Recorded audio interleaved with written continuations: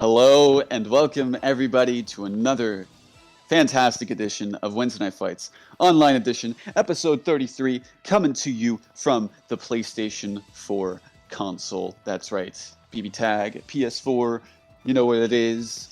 And with me on the mic are two regulars here at WNF Commentary Booth.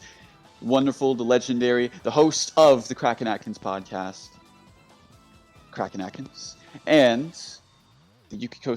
Well, are you a Yukiko specialist or Orie specialist? Either way, honestly, I feel like you're both at this point. I'll take that title. Yeah. So, the Yukiko Orie specialist himself, Lon Lily. How are you both doing tonight? I'm doing great. My mind is definitely fully focused and tuned in and only and purely thinking about BlazBlue Cross Tag Battle and no other ArcSys titles at this time.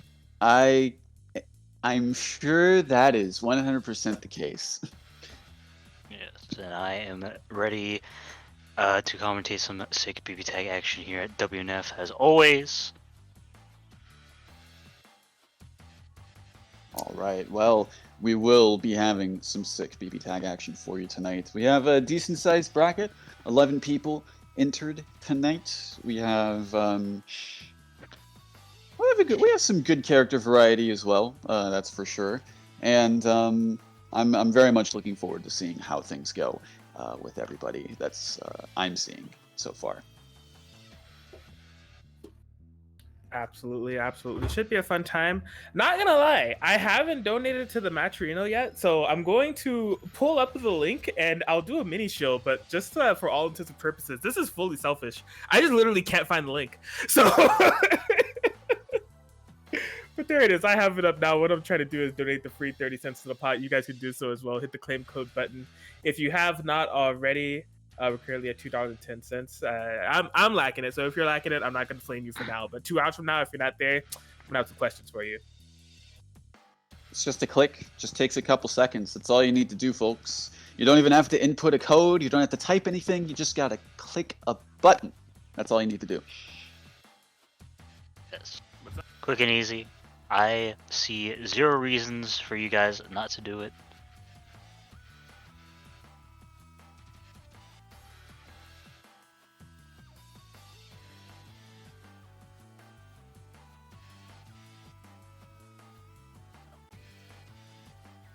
Anyways. All right. Just making sure I've got people available for our matches because there are some people that have entered in Guilty Gear Strive tonight as well. So we've got to make sure there's not overlap in terms of who's being called to what. So give me a minute to figure that out. All Gucci and all goody. Yeah, that's an ArcSys title I've never heard of. I have no familiarity with it. There definitely couldn't be anything that's happening at the moment that would have my mind on that ArcSys title. I'm fully here for BB Tag, you know? Yeah, sure. Definitely know nothing about one of the most high-grossing, high-selling video game titles within this year of 2021, made by quite a small indie dev company. Like,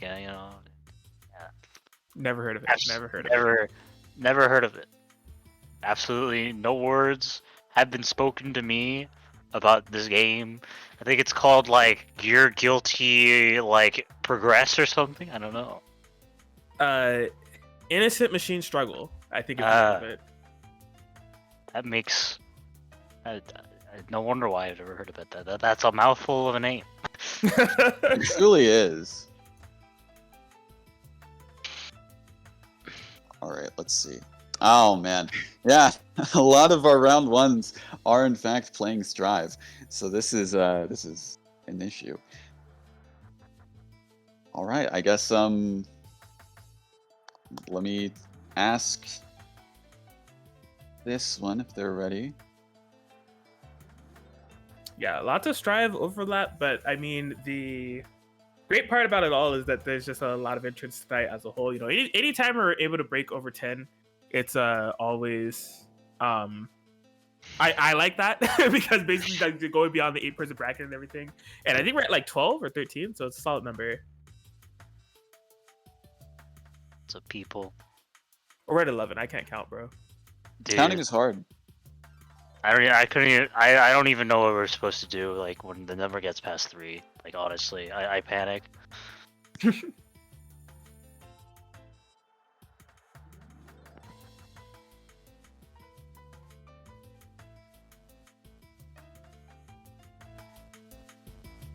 Okay, well, an Adachi and a Shirogane player of the Wild has joined the lobby, which leads me to believe that the first round matchup that we have here on stream may be Mystery Racer 21 and Square. That seems to be the case. The two matches that I wanted to have on stream, in order of priority was Ebonic and Ryogi and Deku and you. But again, both those matches are being held up because one of those entrants are in Strive. So going down the list, we got Racer and Square. Very cool, very cool. Potential Adachi mirror in play, however, Mystery Racer, last time that they played here at WNF, they were teasing some Rachel that they were working on. Rachel and Shirogane, a team that looked like it has a lot of potential. Mystery Racer just still kind of ironing things out with Rachel here at the moment. And also, Gord was someone that they used at, I believe, a recent Big 8. And I mean, if you've heard Mystery Racer ever talk about Anji, the way that they feel about Anji is exactly the way they feel about Gord. So I'll leave that open to people's interpretation. Yeah, I mean, besides his meandering about Anji / Gordo, let's just say changes that he wishes to see. Mystery Racer definitely no stranger to Gordo. He has brought it out a couple times in past brackets here at WNF, like definitely usually paired with the Naoto for sure, but if I remember correctly, back in 1.5 before Adachi was introduced in the game, this was actually his main team, so definitely with this comp specifically, he has a lot of perhaps maybe like laden knowledge with it, considering how long it has been since he's really committed to a lot of time to the team, but for sure going to be having a lot of proficiency with the team, even though he doesn't play it that much anymore. Now's your chance. Yeah, I'll be interested to see how he punches this one, right? He has Square as an opponent, Adachi 9. Now, just from things that I personally know about Mystery Racer, he hates playing Shirogane in the 9 of Phantom. So let's see if Square would be forcing him off the to see how it goes. He's forcing the round unblockable.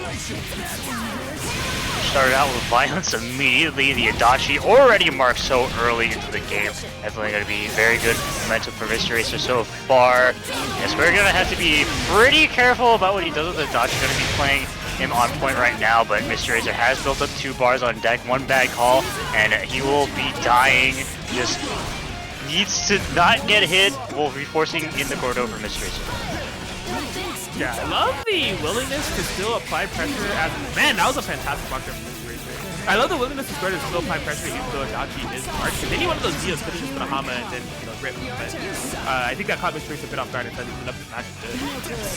Yeah, interestingly, going to be swapping over into the Naoto probably trying to get a situation like that, but an excellent active swap. You will be getting rewarded with a Hama kill for this bad burst from Square. Left with solo 9, going to be switching over into the Gordo in the meantime. Yeah, that was really one of those risk reward scenarios for Square, right? Had to really kind of deduce what was more beneficial there. Because if the burst was wrong, Adachi was dead no matter what. The bar was there, so it was worth having the 2v2, but 9 being low health, or just speed running to what I would call just starting to play the game, which is Resonance 9. Yeah, for sure. 9 the Phantom, definitely one of the most potent solo characters in the entire game. She can really just run an entire game by herself just with her very strong normals and like kind of when she gets going to getting a lot of that oh my god unblockables going with like Mystery Racer, yeah. What? That really snatched her out from way up in the sky. And yeah, that's gonna be the game that's Mystery Racer. I was getting a lot of anxiety of how long Square was holding Resonance. Because there was like a lot of opportunities Square got to activate a pretty like okay Resonance and not have too much of pressure from Mystery Racer, where they're like in full screen and Mystery Racer's knocked down and like there was a way to do it. I think Mystery Racer was just kind of zoned in and really wanting to, or sorry, Square was kind of zoned in and really wanting to get a kill from Mystery Racer, make it a 1v1. But it ended up coming up back to bite them. Just that insane reach on that Gordo super was able to close it out. Yeah, I mean, I definitely got hit with that. I was not expecting that, but yeah, for sure. Resonance 9, as you're saying, a very strong character, and a bit interesting to see him not pop Resonance, especially considering how low both characters were. Just having that more freedom to do whatever you want in Resonance definitely could have helped Square get back from that 2v1 situation, but we'll have to see him adapt in this game. With a happy birthday. Not bad at all. Really interesting on the combo confirm. Unfortunately, didn't get the full fruition of that combo, but still a nice place to start. Yeah, Naruto already bleeding quite a bit.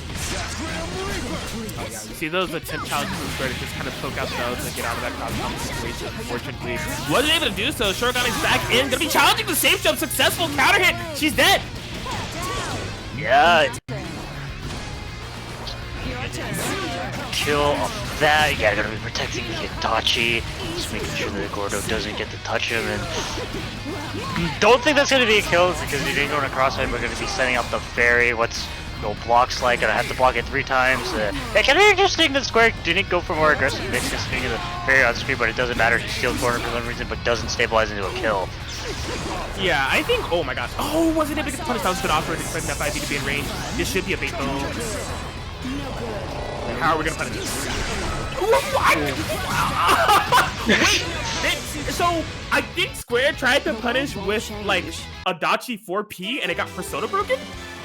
No, what happened was he tried to do 5P, but Mr. Racer by that point had the opportunity to act out of it, so he just did DP, and for some reason, I think it's because Gordo doesn't have a backwards hitbox on his DP, so Adachi just like didn't get hit for some reason.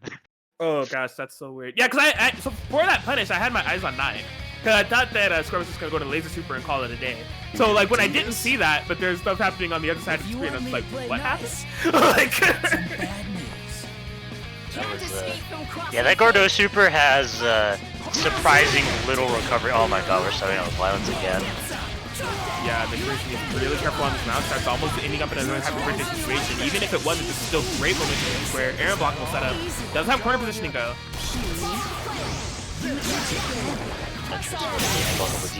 Push blocking out, gets a 4P on both characters, but not gonna see stabilizing the happy birthday. Excellent 4A call, but Gordo able to save the day. Whew. Okay, yeah, a lot of damage done to Gordo at this point. Just kind of trying to use this opportunity to stabilize. Getting a lot of good hits is Square at this point. Just not a lot of big confirms. A top combo from Mr. Racer. Eventually, bit of Mark tries to mash out, forcing out a burst from Mr. Racer. Just going to be using some of those teleports, but the DP not able to make contact with this Gord. Not going to be a kill. Could have been a kill if he wanted to super, but it's still okay that Adachi bleeding in the background just gets grabbed. Oh my god, what a scramble. Oh my god. The amount of time that Square left 9 in there with that low of health was really starting to make me super anxious. Like, he was moving past a good amount of stuff, but it was a similar situation that you saw with the Resident Evil Game 1, right? So where like they were in a situation where they could have gotten some tags off, but just didn't do it, and ended up losing that persistence. Yeah. Raw hum. Interesting, no Atom Smasher. That could have been a dead Naruto off that, but not going to be opting to kill, yeah. Even though Mr. Racer is definitely on the brink of death of both characters, he's able to find a conversion. Going to be getting a mark on the Adachi, forcing Square to pop the resonance. Finally finds the hit, but doesn't believe. Oh. Okay, levels of resonance, jump back, knees. Oh boy. Yeah, just straight in the hollow. Don't gotta worry about a thing. Mr. Racer will be getting 2 games. One thing that I am noticing about Square's resonance usage is that we haven't seen too much out of it yet. Like there was the initial sequence that we saw that he didn't really get to activate it at all, and then in this sequence, even though having it active with Adachi, he wasn't able to find any hits to get things started, and it could be rough in those 2v1s. So, yeah, we'll have to see how Square kind of adapts going into this game for it. Square definitely makes a lot of progress on like the health totals of both characters, but he never can seem to make a 1v1 situation. And even though Mr. Racer does have to be more careful considering his character's life total, still being in that 2v1 situation gives you such a huge advantage. Yeah, and all things considered, I think Square's been playing the 2v2 reasonably well. It's just been coming down to some decision making. that hasn't allowed them to like really run away with any momentum or anything, where it's like leaving characters in too long or just some like decision making on how characters die. Not a lot of threat of this Adachi dying despite his marks, so just be keeping him in once again. But oh my god, yeah, I got him. I wasn't expecting 9 to be there. Block him, I'll block him. Yeah, yo, you can't push now. Yo, do it again. Oh no! Oh. At all. Yeah. Gonna be waking up with violence. Everybody getting hit. Naruto on the brink of death though. Yo, just runs in and grabs your fairy. It doesn't matter to me. Yeah, oh my god, now, you see immediately taking out and then teleporting, trying to make a negative situation into a positive one. Mr. Racer wakes up and chooses violence. Yeah, oh my god, that Orphe able to catch both characters, good teleport, isn't able to stabilize the combo unfortunately, but a raw JC and a conversion! Hello? That confirm was kind of sick? Definitely was. Health total are definitely equalized. No real life advantage so far, but definitely Mr. Racer definitely going to be putting on the back foot. He needs to find a way to open up the Adachi. Going to be running in, gets the grab, no meter to catch out of the super, tries to beat the burst. Oh my god, happy birthday! Is this it? Oh man, yo, that's a happy birthday and a kill! Yo, you gotta, yo, imagine having disjointed half-screen projectile normals. 2 of them. That's crazy. 9, the Phantom indeed.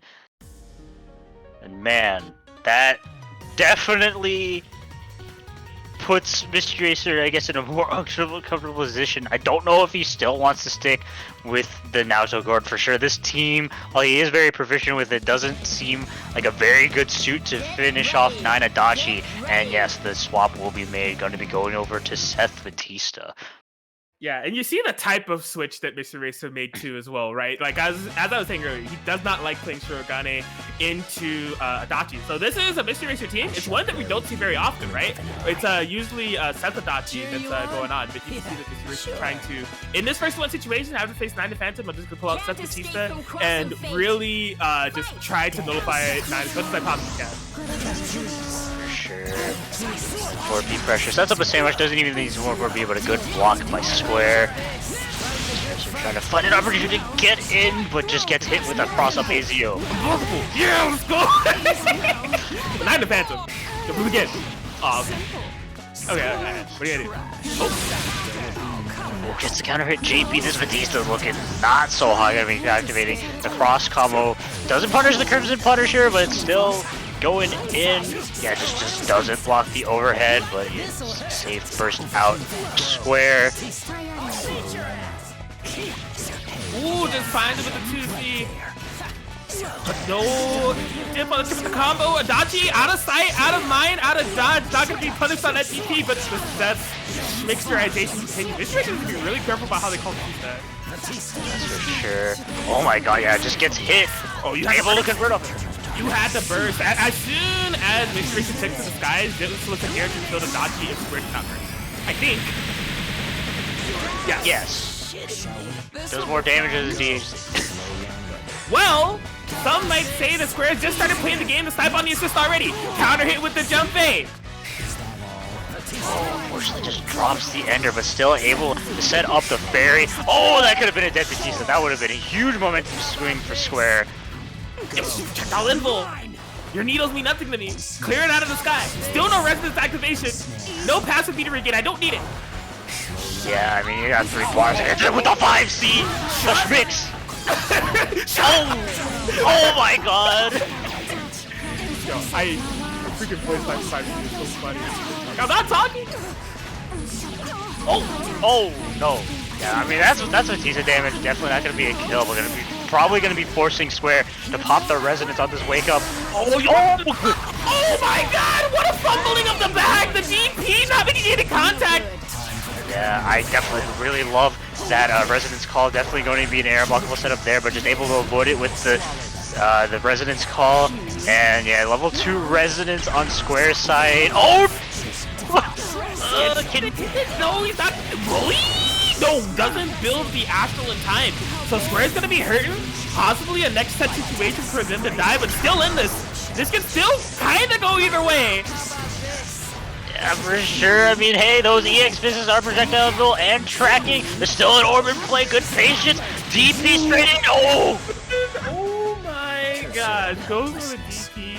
Not able to make contact, and Mystery Racer will be able to take it 3-2 over Square in what was a nail-biter of a set. Square was looking for those 2v1 comebacks pretty much all set long. There's so many opportunities that we saw where Square could create a 2v1 opportunity, was trying to fight through it. They finally got the 1v1, and Mystery Racer was able to clutch it out at the end. What a set. That indeed. Good stuff to Mystery Racer for being able to keep it calm there and win the set, but definitely good stuff to Square for making it that far. Indeed. A close one.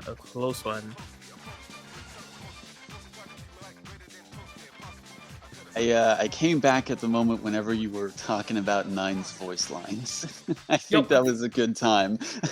Man, her freaking 5C. Why does she gotta say it like that? Shut up! Like, literally the way that she says it. She's so aggressive.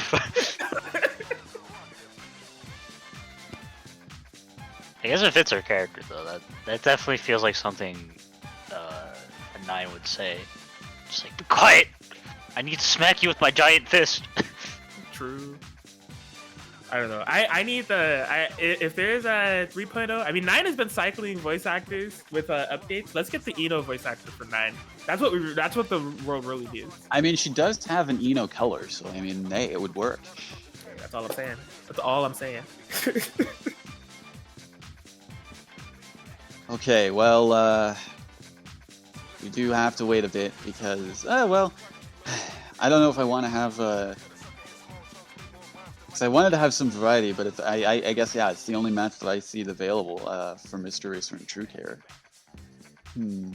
Is So I pinged Deku, and I haven't heard anything back yet. And the Ebonic and Ryokus are playing right now. Okay.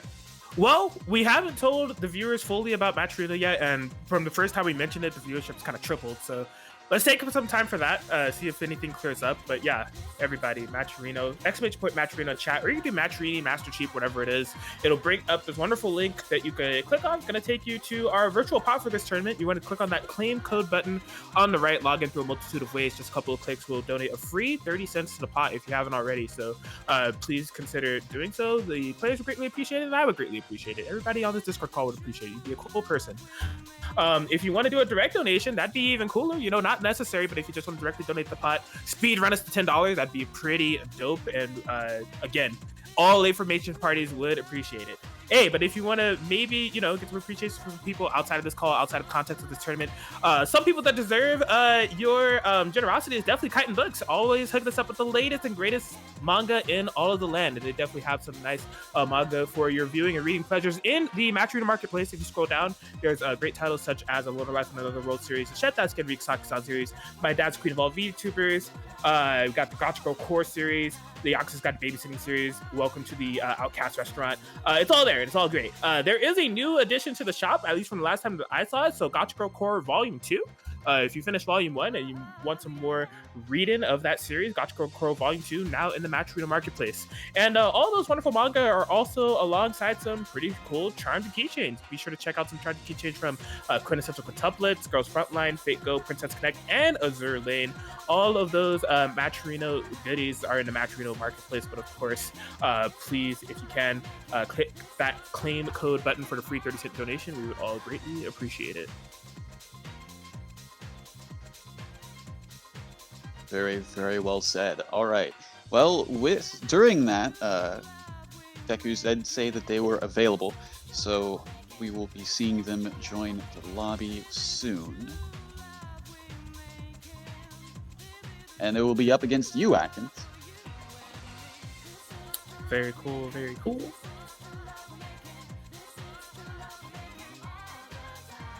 I'm seeing some talk in the chat about VTubers. I'm gonna have to request for pure dissociation from VTubers within this context. I don't know what any of you are speaking about.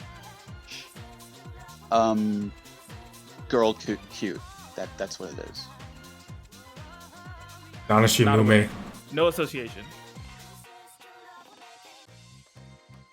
I mean, that's pretty much what the conversation boils down to. If based on what I'm reading in the chat right now, it's just girl cute. I don't know, man. Oro Crony? Oro? Is that a different version of Oro in Street Fighter 5? He just got released, I think. It's you know the special Oro. It's the EX version. Ah, okay. Yep. I guess it was you know, Oro was pretty popular.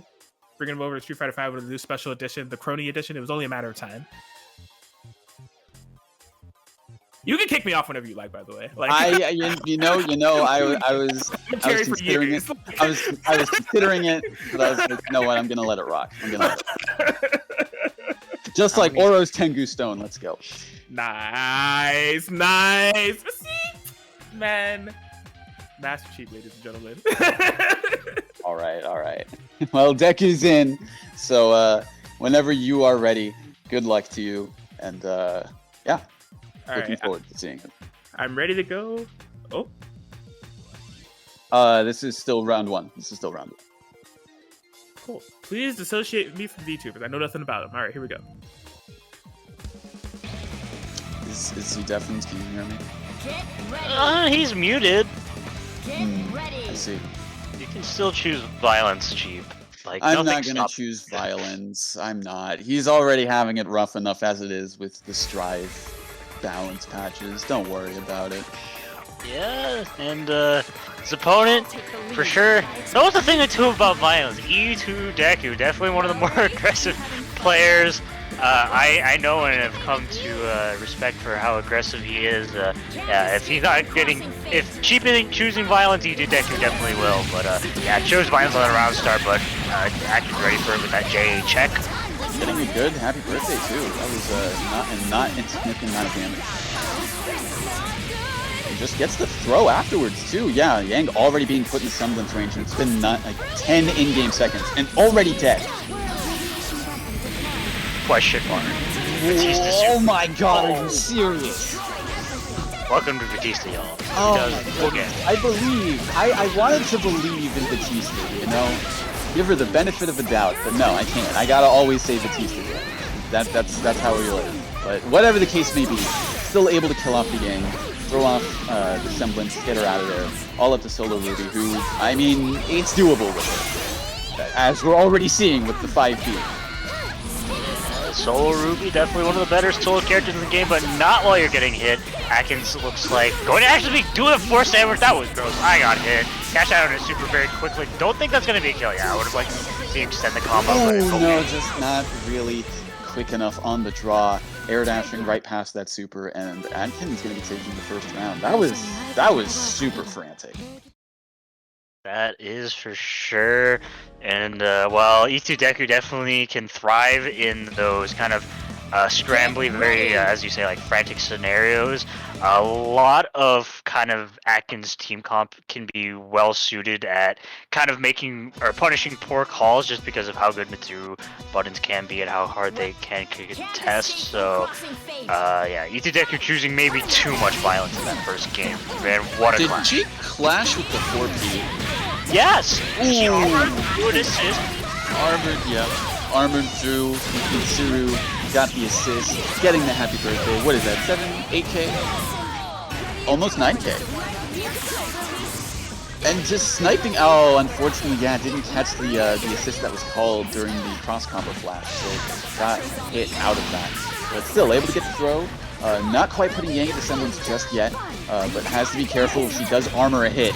Okay. Maybe not that big. Well, I mean, it could have worked. It could have worked out in Deku's favor, but unfortunately for him, Atkins was very well aware of the situation. Gets caught with a grab on the active swap.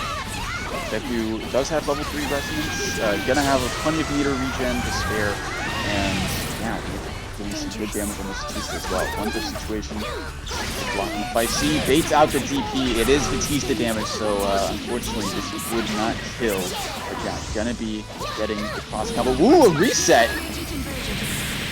That's still not enough. Not even with enhanced DHC. But gonna be swapping in with the Mitsuru, baits the DP. Yeah, Atkins has been really good about baiting out these DPs from Deku. Yeah, Deku just is trying his best to sort of like get some breathing room, but because he's a little bit too antsy with these push block attempts, it's just getting baited and costing him games. Just for sure. I mean, hey, being put on the defensive situation against Mitsuru Batista definitely not something you want to do, considering how threatening and hard to contest Mitsuru can be, especially with like Batista behind her. Those long Mitsuru buttons are really going to be difficult to use for even a character like Ruby to try to smack out, and then you got to deal with the basically the 50-50 like mix-up game too. It can be quite terrifying. Absolutely. And, you know, bursting in the Batista, not quite being punished for that burst either. Boom! Armoring through the projectiles. Took a good chunk of damage for it, though. There was no scaling on that because it was all armored, so... Yeah, that was a lot. That was like 5-6K from that assist. Yeah, that definitely ridiculous. Mitsuru 4P coming in clutch so much, is able to get into Deku. Unfortunately dropping the combo, trying to mash out, but Atkins ready for it, tries to bait a burst there. I was going to say, is it really a drop or is it a reset? Because I feel like for Atkins to get the most out of the damage with this team, it's got to be a lot of reset opportunities.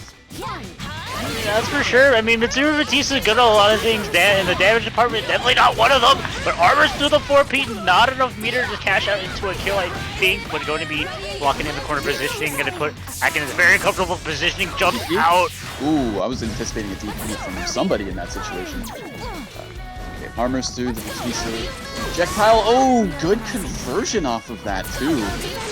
Able to kill off the Mitsuru, solo Batista, gets command grab. Does have Resident Level 4 act, you know, on deck, so gonna be possibly able to. Wow, that killed the Ruby, but was it worth it? Question. I don't think it was. Yeah, I don't think so either. Definitely was going to be a very huge call out, potentially game winning if it was correct, but E2 Deku just pumping the brakes at the right time, just opting to go for very safe Oki, waiting for Atkins to kind of crack there, and he ended up killing Ruby, but it doesn't matter when Semblance Yang is right in front of you. It doesn't matter if you can't be counter hit. That girl is going to be doing like 10k to you. I mean, she didn't even need to be in resonance for that either. It was just, you know, I burn. Oh, you're gonna start feeling this burn. Oh, yeah. And yeah, that's the one thing. That's the difficult thing. It's like both of Deku's characters can have some really big damage on, you know, even whenever they're solo. But unfortunately, Atkins does not have that luxury, especially when it's Batista solo. Yeah, that is for sure. Oh my god, Mike just gets hit low. Gonna be getting a happy birthday for this too. All the pressure goes into the overhead, goes into the low, cashes out. That should be dead? Yes. Okay. Ooh, man, that's not looking too good for Deku. Oh wow, just goes for a grab. Quite the hefty comeback that he's been made. Oh, that was definitely a very interesting Oki scenario. I think was kind of playing with the idea of doing the reset, but just went in with the JC. But Atkins just completely ready for it, and just fires back from that last game, and will be achieving a 3-1 victory over E2 Deku. Absolutely, yeah, and that was yeah, it just seemed like Atkins had some good callouts and. Like yeah, I was able to bait out a lot of reactions from Deku and, you know, capitalize on it, especially in the beginning of that set. And it seemed like Deku was sort of starting to adjust, but unfortunately it just seemed like it was too little too late afterwards.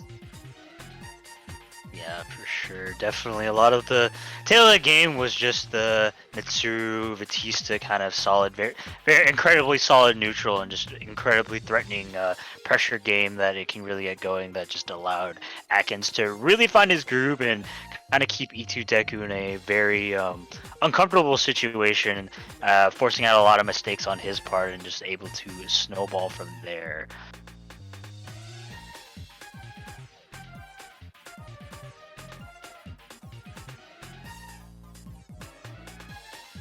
I have returned. Welcome back. Well, with how things are, True Care's fighting Mr. Racer right now. Ebonic is in Soul Calibur. You're the only winners match I have, Atkins. You need me to run it again? I run need it you again. to run it again. Right.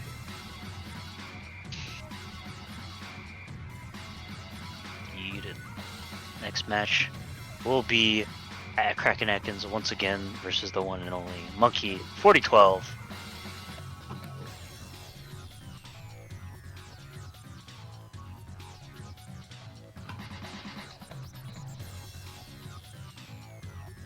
Okay. Yes, so it will be Monkey versus Kraken Atkins on stream. And I'm wondering what team he's going this time. We'll have to see. Because I feel like Monkey's been playing a lot of different teams than what we're used to in the past WNFs that he's joined. Same goes for Scrub, actually. They've both been playing different teams outside of the Ragnar Ruby that we see from Scrub, or like the Adachi Yumi that we've seen in the past from Monkey as well. Yeah, for sure. Definitely showing off their potential and team diversity here at WNF. Usually seems to be something different every single week from both those two. We'll have to see what Monkey 4012 brings to the table. He just needs to join in the room. He needs to respond to me first. That's also true. Yeah. Yeah, as we wait for that match, I did notice the matcherino. I want to shout out both K-Raid and Broski Levi for donating $17.79 and $10 respectively to tonight's matcherino. So shout out to you guys. You definitely making that pot ever so bigger. We thank you for your donations. Very, very appreciated. I'm sure the players appreciate that as well. So hopefully we can move things along. Okay. So Monkey is responding to me, saying he's on his way. So we will have our next match up shortly. Results of matches off stream currently: True Care beating out Mystery Racer 3-2, and what I imagine to be a very close set. Yes, indeed. I feel like it took that set to go 3-2 in the time it took for E2 to respond back to you and Atkins and E2 Deku to finish fighting. Like, that's just how long that match was. Yeah, actually. Wow. I mean, that's how it is sometimes. Like, sometimes the games can be super quick, and sometimes it can be just, like, going to rampage time and then probably going close to time out. So you never know with this game. Like, any sort of situation can change the pace dramatically. For sure. It seemed like one of those more slower pace sets from True Care and Mystery Racer. But yeah, Monkey locked into the room. Currently has Adachi Yumi picked. I don't know if he really wants to stick with it in tonight's bracket. Not because it's a bad team, but yep. Here we go. This is an old team, I think, because I remember him playing Jin, and I think he's played Aurier in the past. Yeah. I remember playing against this team at one point, so this is interesting to see. To kind of expose some of the more behind the scenes stuff, he did actually say to me and E3 earlier that he did want to bring out Aurier Jin for tonight. But yeah, I didn't know if he was actually going to do it, but he's a man of his word. I see Aurier on screen, so naturally I'm biased. Of course. I don't like the colors though. Yeah, double Weiss color is a little gross to say the least, but it's okay. This is my girl on screen, so I don't care too much. Oh, good DP from Atkins avoiding that grab. So far, yeah, not really, yeah, both of them just really kind of feeling each other out. Just no real momentum going in one way or the other.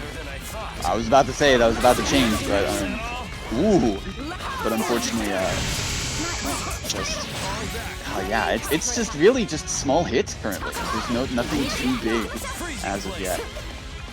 Yeah, I mean, if we look at the life totals, definitely very much in Monkey's favor, especially with that 4P hit. Oh, now able to convert off it, but like, as you say, they can really go either way, and just, it's really, just hasn't been any, like, threatening Oki snares, just a lot of scrambles and a lot of neutral hits being played out, and it's currently, once again, kind of looking in Monkey's favor, but just like that, another call should be an Aaron Monk looking, oh no, actually gonna be a grab.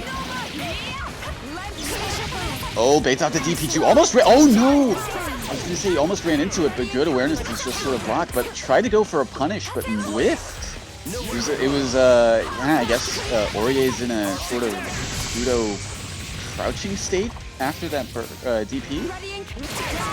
Yes, but not gonna be a kill with that Kuga. He just did EX Coudoir on wake up. Why not indeed? Okay, that was making me a little bit anxious considering how long that ladder was going, but like, just gonna be trying to DP on plus frame. Yeah, I think Monkey was really banking on Atkins trying to press a button, but it's just like, yeah, Aurier is like, how plus? Like 4 frames or something?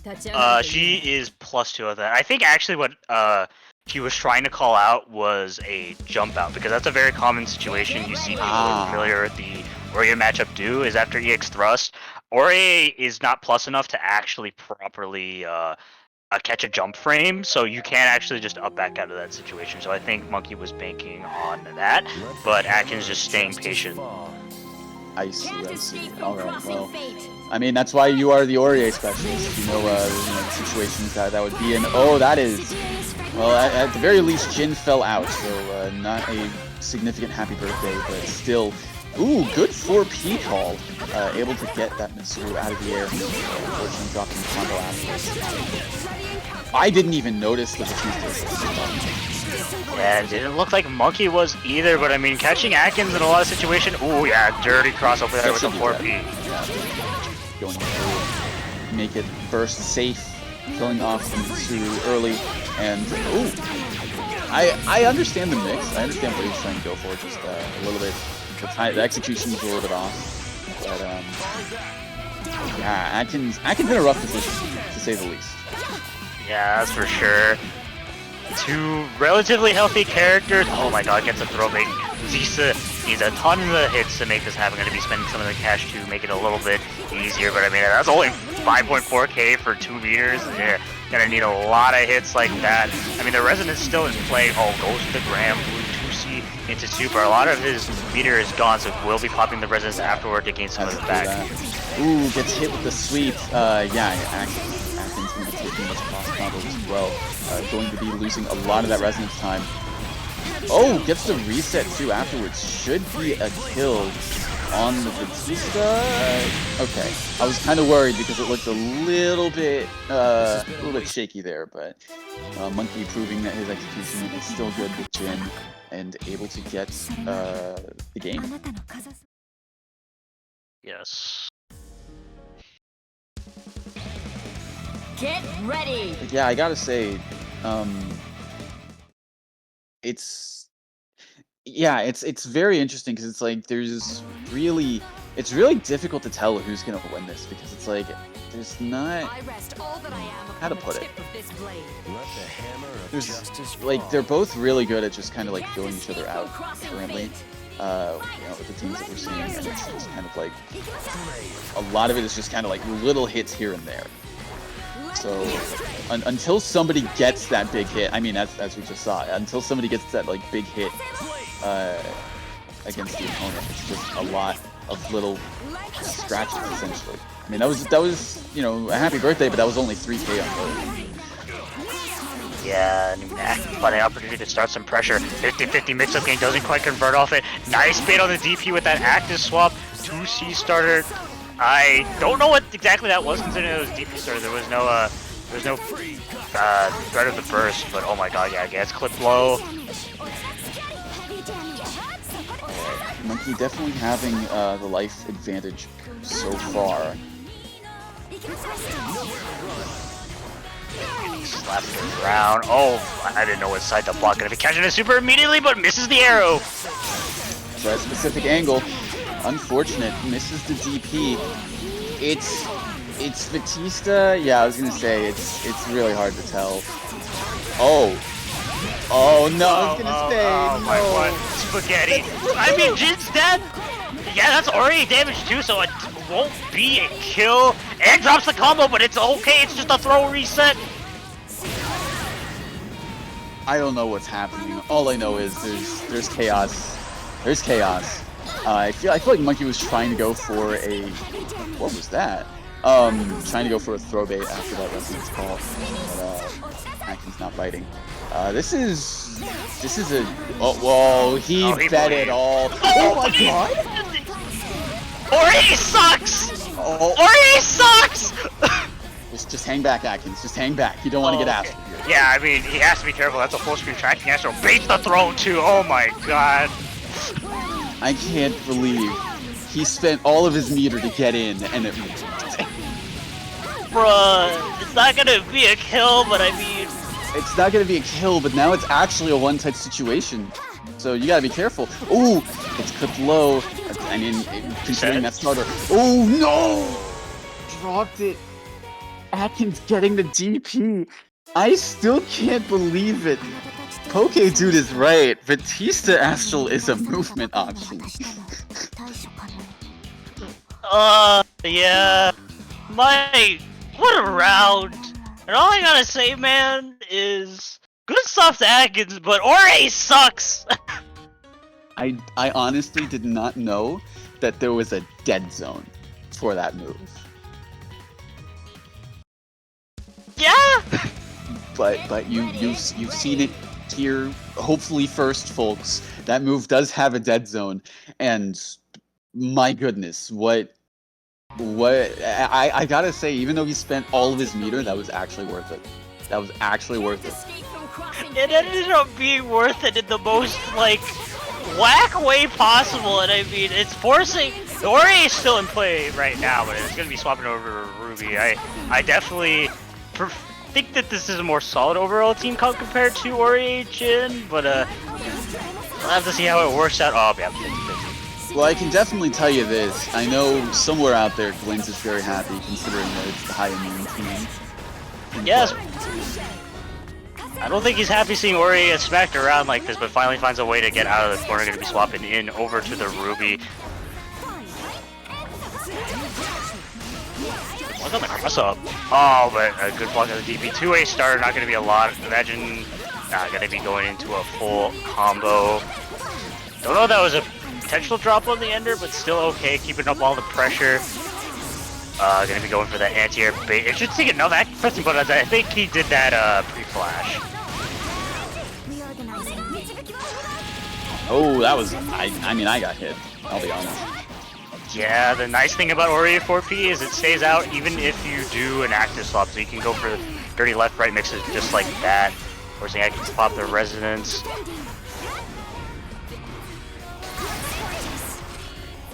Yeah, Ruby does have... Ooh! Tried to go for a throw bait, unfortunately not able to punish that and getting hit by the DP afterwards. I'm surprised he didn't hit the assist. Yeah, just could have nullified Ruby, get some damage on him, avoid some... Did that hit behind him? Yes. Oh, unfortunately gets hit low. And meter gain looking kind of sus, but I think you should be able to build it.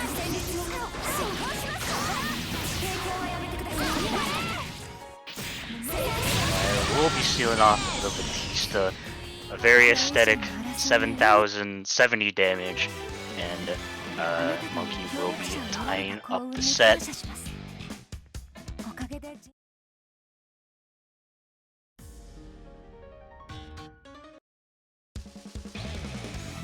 Get ready.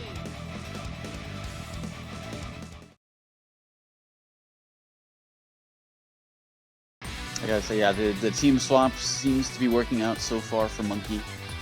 Just gotta be, I don't know. I gotta say it's I don't know what Atkins needs to do in order to actually take this. It is Mitsuru. She is the better rapier character, but now Monkey does have a yeah. Oh, I actually didn't see the Marin Karen.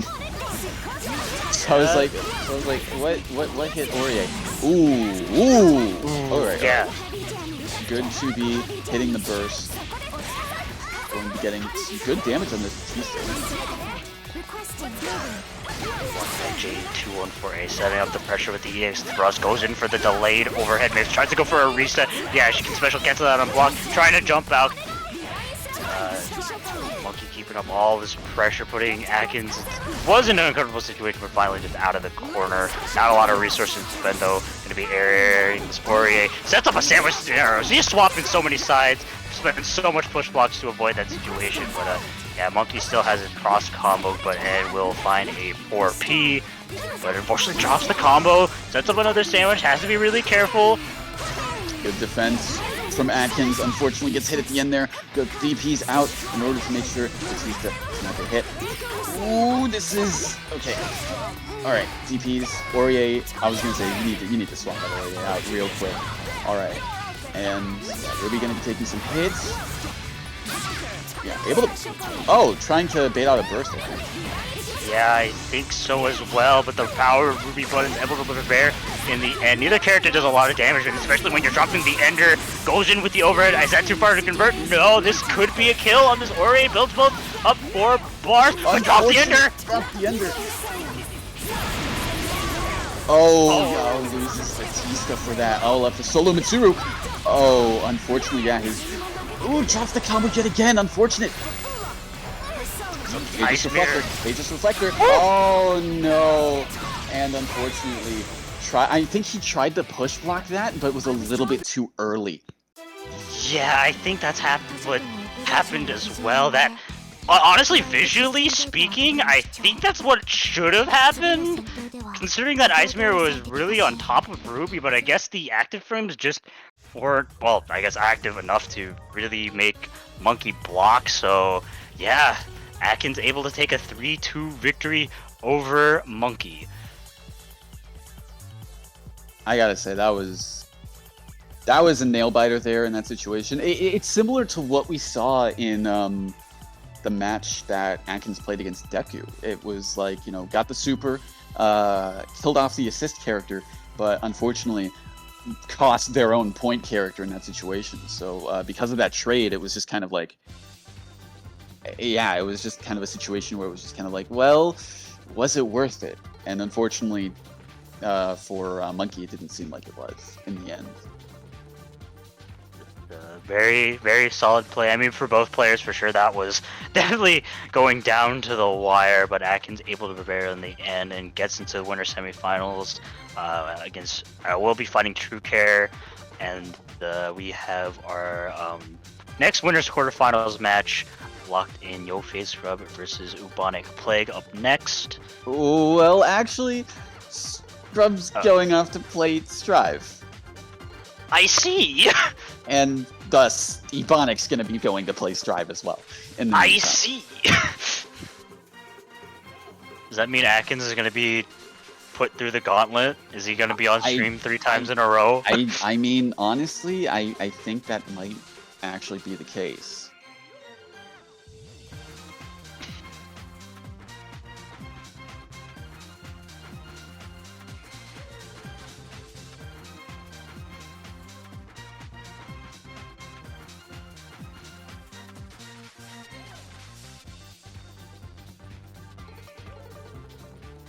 Definitely have a sizable chunk of the losers bracket that still needs to be played. I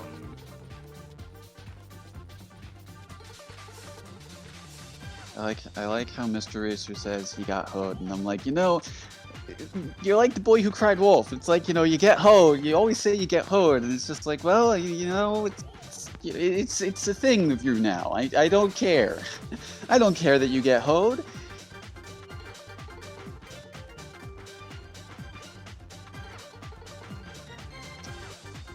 This is related to the match that Mr. Racer just played. He lost 3-1 to Ryogas. Yes, I am calling him out there. Eric should have just simply not gotten hoed.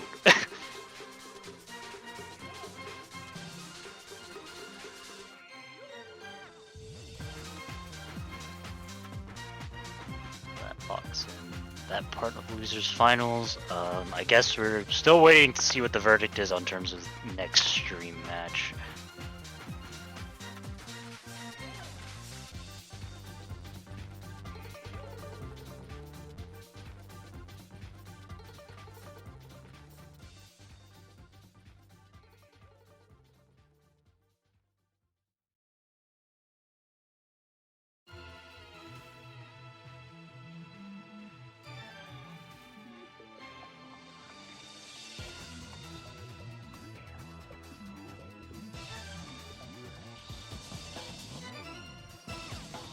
Yeah, okay.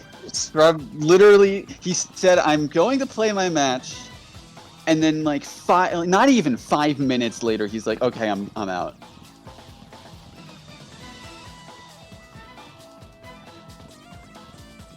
Look, to be fair, he did go up against Breaker Dave.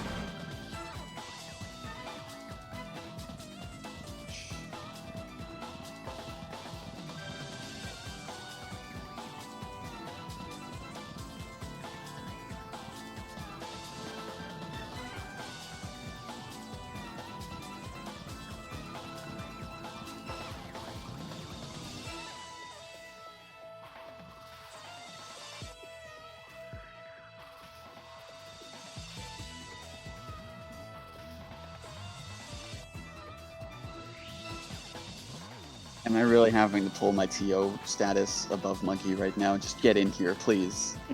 We're having Ryogi versus Monkey. That's the end of discussion. I know it's early for a losers match, but Atkins has been on stream twice in a row. I don't want him on 3 times. We need more variety. Get ready. Yeah. Get ready. Okay. Is Atkins here, by the way? Is Atkins here? Has he just been muted this entire time? No, I forgot to unmute. Okay. I thought you were just being quiet, but dude. I undeafened myself, but my undeafened toggle button doesn't unmute me. I've been talking for like the past 5 minutes. Look, man, that's not you, okay? Get in there and commentate, buddy. Jesus Christ. It really sucks when you're saying something but you're muted, but it perfectly fits the conversation. I have no freaking idea, bro. Like, I literally did not know. Anyways, Monkey versus Yogurt, it's happening. Yeah, oh my god. Yeah, this Ori ain't looking so hot. Won't be a kill even with cross rate, I don't think, but she will be put on the brink of death. Has to be really careful about what he does with her. Going to be active swapping and goes with the delayed air dash mix. Going to be swapping in the group stage with a tries to bait a burst and gets crossed up with the JB.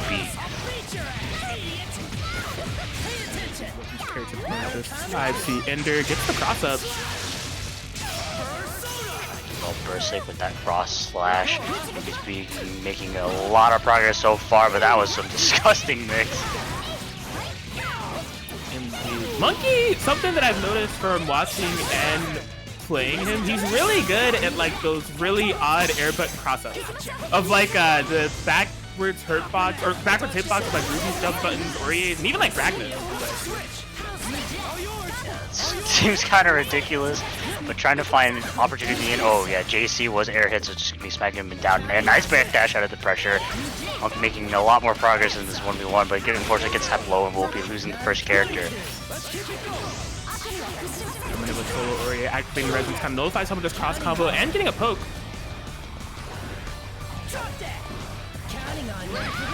Yoga's playing a very concise game. Maybe this is fine.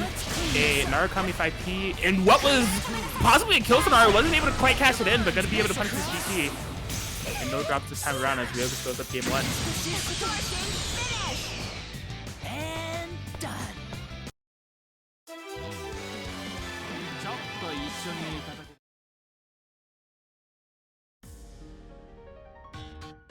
But yeah, there was a couple of interactions there with the solo Ori where it felt like Monkey could have mounted the comeback. The health regeneration was definitely there for Ori. They just needed to find some way to get a hit.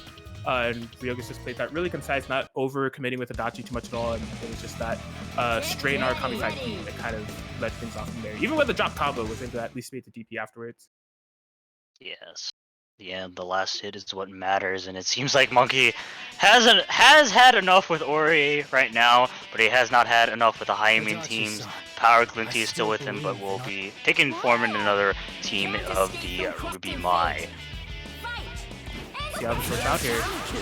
Already getting quite some stunks off of the Maya 5P, but Ryoga says they have 5P of their own. Able to bait out the DP, double side hitting, not able to hit the character. A ton of damage on this Ruby, has to be careful of the mix. Active swap 5C! That is innovative. Nice cross up so far, but doesn't block the delayed overdash mix as well as the low.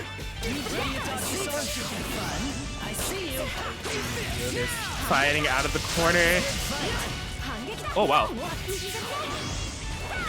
That's a real situation and gets the 4B, but unfortunately drops the combo. That was a really pivotal drop too. There was cross combo activation 4 bars on deck. That Narukami, I don't know if they would be dead, they'd definitely hurting. Now the Adachi is in, ready to play. Tries to do 5C. Monkey having none of that. Oh man, we need to be super careful about this Mai. This might be the reason why versus Super that doesn't make The bag has been fumbled. The bag has been fumbled. Oh, but what? Wait, it was all according to Keikaku. I guess so. Just jump back, EX Zio. This has been quite the chaotic 20 seconds. Most of it going in Ryoga's favor as the resistance pop for Monkey, push blocking away, trying to nullify this Narukami Adachi mix, but how can it be nullified? Oh, Rugi looking clean. I was about to compliment him, and then he ran up, got hit with the grab. Could have been the game right there, but instead left with the solo Adachi, sets up the BZO mix. A lot of potential kills. I don't know. Rugi is like, he's gaming too hard on the chair, so much he can't control his own power. He's dropped so many combos, but in the end of the day, the power of the power of Gundam seems to be within him. He's up 2 in the set right now. The wake up 5A able to land it there, and yeah, up 2 in the set. I'm not sure if the power of Hymen is no. No. That's not something we're committed to in the long run. Now, interestingly enough, so this is, look, I'm gonna just keep it real. I don't know what Monkey's main team in this is in 2021. I've seen him play like 20 teams, but this is definitely a high comfort level one. But like character matchup wise, I don't know. Narukami Adachi may even be advantageous in this. I don't really know, but it's not like abysmal at all. Yeah, both have contention for being the strongest team in the game. But hey, I mean, if you're getting hit, is your team really that strong? I don't know. But either way, I don't know what the hell that was. That could have been a kill, I think. But either way, he's gonna be cashing out a lot of damage. Sets up the BZO mix, tries to push block, a double push block. Wants to probably find an opportunity to swap into the Adachi. Will get the opportunity to, but swaps back in to get the... Excuse me? It is sipping some drink right now. I can't confirm what the drink is, but I'm gonna need blue stuff to travel to NorCal and replace it with water at this point. What is this decision making? I don't know. He's drinking too much gamer fuel. He literally cannot stop drinking gamer fuel, and he chooses violence. He continues to choose violence. Still in this, the resonance is gone, but all it really takes is one hit from Monkey in the 2v1 to set up chaos. Confirms off of the 5AAA. We're in a 1v1 situation all of a sudden. Yeah. Tries to beta throw whatever. Has to be really careful of this potential Astral, and oh. One hit. One hit, and after the hit, I hit him with the da da da da da da. You already know what it is. Yumi Astral. Yes. Had too much gamer feel there in that last game. I mean, this entire set he's just been going wild for sure, but definitely the kind of the peak of that point was doing run up Zeodyne of all things. Like, I don't know what the decision he wanted there. I can't even make an excuse it was a misinput. He did that with confidence. And I mean, he will be losing that game, but he's making quite the statement that even though he loses a character to the Yumi 10k combo, he's still very aggressive on this Adachi and is not willing to let the other player play the video game.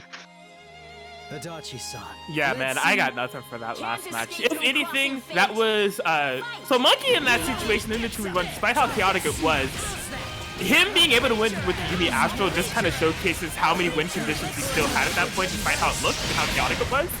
Like, just having to land the mirror 5A with Yumi to get it popping. But right now, oh boy! That man Goodbye. He's dead. He's dead. GG's. 100% positive he's dead. I can't believe he's already at 10k and it hasn't even spent a meter yet. Yeah. Goodbye. Oh, you know, even if that didn't kill, he was still dead. He had DXC on deck, but I mean, hey, solo resident rookie. 19k. This is the chaotic lone Adachi that we saw previously. Not going to be able to play much of the... I'm sorry for talking, honestly. Like, I'm put here to speak and talk about what's happening in the match. I got nothing. I'm not good at that job. Yes. And Ruby's approach to this matchup is abnormal, I would say, for the Doctor. Empty jump low? He was able to mix with that? He's a Yumi player. Oh my god, he's crazy! But Yumi 5A. I like it. Just wake up with the violence. I mean, it wasn't even considering the amount of like run up jump pressure that it seems like Ryogi was willing to do, considering they really did full screen run up empty jump low. The 5A challenge there for Monkey was very understandable. It's like, if you're really committing to that, you're either gonna block, get hit, and it's GG's, or I'm gonna get counter hit, but I have a burst, and still two characters to rock with. So. Can we just get this shit? Can't escape from Sure, I mean, I don't know what more to say, but like, Rugi is still crazy. It's like there's a mental thing going on here, right? I think Rugi is still kind of reeling from game 3, and I had the birthday situation I got, and he's like, oh my god, yo, I could have killed. I could have maybe just won the game right there. I gotta pull this back together. And it's just like a scramble, a struggle to put things back together, while Monkey is just putting things in place. And you can just see, like, from the pacing of this match, and especially the last match, Monkey hasn't really skipped a beat. Yeah, a huge amount of damage. Is he dead? Wait, is he freaking dead? He's dead. Pretty fair. Dead. You made one mistake. I'm actually happy for Rugi in this instance. We don't get to see that lone wild man with a tie, Adachi, trying to make this happen. It's Murakami for a change. Or it was. Is it? Is it? I don't know. I don't think it that. is. Atkins, What? you need to be quiet. That's the exact opposite of what I'm supposed to do. I know that's the exact opposite of what you're supposed to do, but Atkins, stop lying to the audience. Look, man, I'm cap cracking Atkins for a reason. All I can do is merely cap. Look, man, Monkey 4012 with reverse 3-0 after switching to the Yu, accompanied by the Adachi.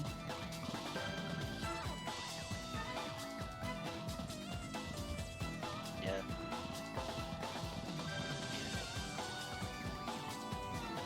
What a mad lad. Yo, we I saw don't know so what to much. say. We saw so much. We saw Red Up, Zeo, or EX, whatever the hell it was. Red Up Zeo died. Empty Jump Adachi 2A. Active Switch 5C. Innovative, to say the least. He did run up Zeodyne and was just like, yeah, punish me, and then he freaking died. What's going on tonight? Eat a poo-poo's out again. What? Look, there have been multiple things within the past 10 minutes that we have definitely not seen before. But in the context of tonight, two people that we have not seen is one Yo Fave Scrub and Ebonic Plague, two strivers within the bracket, having some free time, going to be coming up on screen here. Except one of them may not be Yo Fave Scrub, but I think he's a poo-poo. Yes, a man we haven't seen in quite some time. I've heard he's been training in the mountains, but I guess he's back from the trip now. He's going to be facing off with Ebonic Plague, and definitely imagine that these two have never fought before. Yeah, possibly some offline events. I know they were both at Reno and Anime Ascension, I think. So possibly getting some games there. I think I've seen them in tournament in online a few times. As he fought either. Oh! I thought in that instance, no, probably not. Yo, fantastic block. Ready for that to tear action.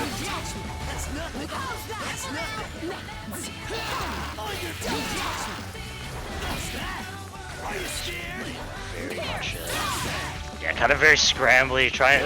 One player's trying to find a hit, start find the hit, but didn't quite believe in it. Going for the cross-up makes nice push block out into the air impossible DP, but just will be letting the Yuzu get a burst out. Oh yeah, nothing person out. Kid teleports right behind you. Oh my gosh, yeah, really moving all over the place with the Yuzu. That Carmine DP saying, please stop.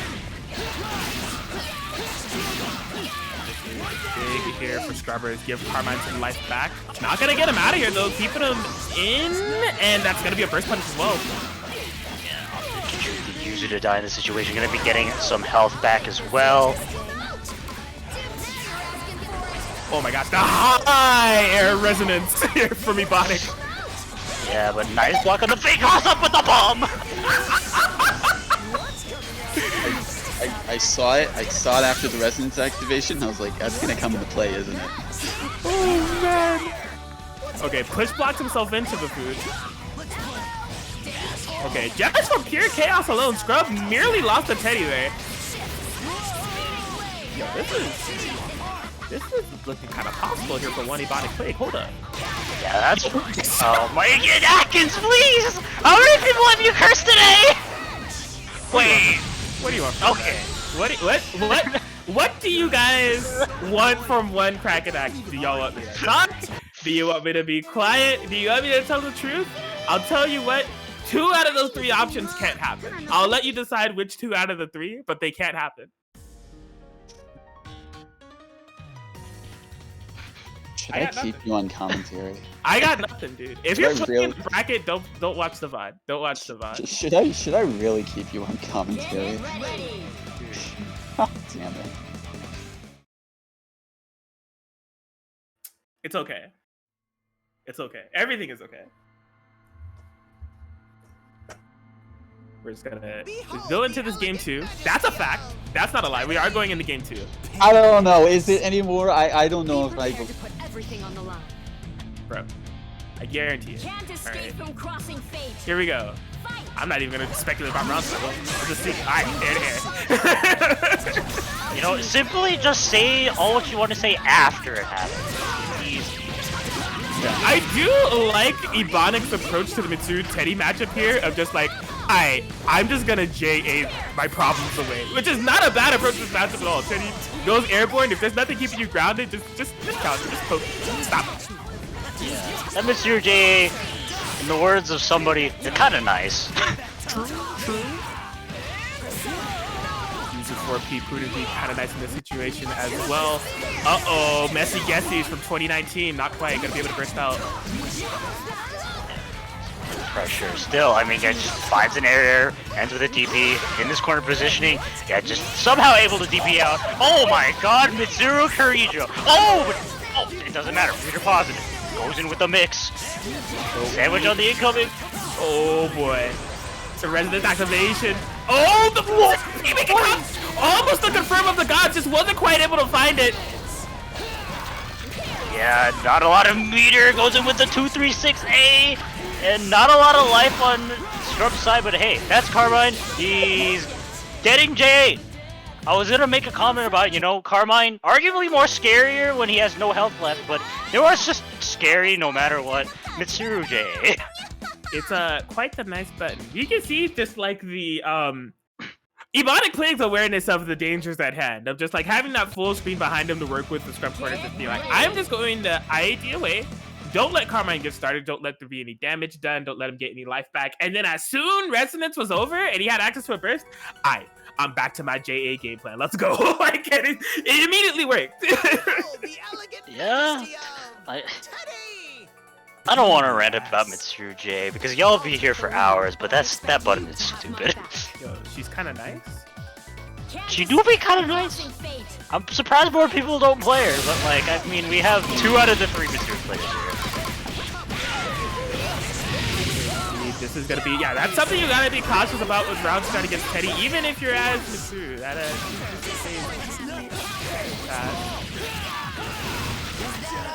Finding an opportunity could have potentially murdered that user there, but the user will be staying alive, allowing Ebonic to get something going. Teleports right in front of the missile, will be avoid getting hit, but still the sandwich. Nice block on that. Oh, GP straight into Carmine's arms. Yeah, they couldn't have been any worse time to choose the DP there, just guaranteeing user's death. Still relying on the DP, 5 bars on deck. This is gonna hurt. And yeah. I mean, maybe that was a lie in itself, because this is actually gonna kill. Hey, I mean, it took some time. It was not a painless death, so there was no cap from the Kapanakins. It did look painful. Yeah, by definition, that did hurt. So. Being dead and being hurt aren't necessarily mutually exclusive things. You can be hurt into being dead. Get ready. Right. Well, we'll have to figure out. So, like, that game 3 was very interesting because, like, we didn't really get to see the JA or anything kind of game plan there from Ebonic at all in the 2v2. There was unfortunately just a lot of DP punishes and a lot of scrambles where we just didn't really get to see any of Ebonic's play. So, it was when Ebonic was playing in like the game 2, it was looking really strong. So see if they're going to be able to capture some of that momentum going into this game here. Yeah, this is a sandwich scenario. Oh, almost a really terrible happy birthday, but Scrub not ready to confirm off it. Oh, baiting a DP of their own 5D starter into the corner we go. Yuzu 6P just not quite reaching 2019 plate. Yeah, so keeping up the pressure, keeps to the corner positioning. Active swaps in time to punish that. Interesting jump of the combo, or was it a reset? I don't know. That jump combo was definitely not a reset. Scrub is going to be able to maintain his corner positioning. Air DP. Did they think that they were blocking what was going on there? But no catch out from Yo-Face Scrub. Yeah, not a huge amount of damage. Hello, the circus is crazy. Ella and circus right now catches your toes. I don't even know if that was necessary. It might have just been on pure instinct, but I respect it. Solo Carmine coming in for sandwich situation. 10 Terrafu. Yeah, Yuzu is not going to be able to kill, but oh my god, clips the toes and Ebonic Plague tying up the set 2-2. That was a match. So, like, before that match, I was like, yeah, man, if Ebonic is just, like, able to get their game plan going, we'll see. You know, based off the last time they got the game plan going, it was looking mighty nice. And I mean, like, there were some instances of that match where the Ebonic game plan got going, but there was mad scramble. But this time the scramble working out in Ebonic's favor, which has set us up for, I don't know, quite the unpredictable game 5, if I say so myself. Get ready. Yeah, it has just been complete and total chaos. I can't really say it's been chaos favored in each player's side. All I know, I just said game 5. Who will win? I don't know. It's really up in the air. Pain in the ass. Yeah, we shall see. Why don't you two show me Yeah, your it'll be interesting to see if this is gonna stay at the same scrambling pace or if we see the momentum getting from either side. Oh, tries to start out with the jump B, with Yuzu to back it up, nothing, and Ebonic nearly finds himself in the corner, but no ender. Huge. Oh, tries to choose violence there with a 2-3-6B. Not going to be a full conversion on it though. Yeah, fortunately from push blocking that Carmine early, didn't really have to worry about a confirm. Nice call with the user 6P yet again. gosh, yeah, Ebonic has been consistently setting up this situation, and like, although we haven't seen the actual mix happen there, it's still forcing Scrub to interact with it. So we've seen Scrub like be forced to try to figure out a way to escape, bursting, push blocking, all that stuff, because that forced down situation in the corner, it's pretty scary. That's for sure. Oh my god, the Yuzu is bleeding, forcing out a burst from Ubonic play. Could have been a dead Yuzu, but it's gonna be our Herden Mitsuru instead. Oh, that was a booming combo! Yeah, sets up a sandwich, goes for the active swap grab. Gonna be cashing out a super immediately. That looked a little bit sus, but it's okay. Gonna be cashing out the DAC, forcing Mitsuru into a one-touch situation. Chooses violence! Love it. Wake up 2-2. Oh, I don't. Oh my gosh, reversal DP. Solo Yuzu to try to bring this back in for Ebonic play. Activates the level 4 resistance right now. Oh. Yo, he got the Twinkle Toes combos. Not quite. Was a blue beat. Giving Ubonic another chance to get something going. Just doesn't block. That part was actually, I don't think that was the air unblockable part. But a lot of the resistance is going to be running out. Raw Super. Not going to be a punish, but gets hit with a 43 frame. Unblockable. Eats the food just in case that wasn't going to be a kill. And I think Ita Puku will be taking this set 3-2 over Ubonic Plague in what was crazy. Yes, a very solid rally from both players there, but Itapupu or Yope Scrub, whoever it may be on the other side of that screen, going to be able to move into the winner's semis slot.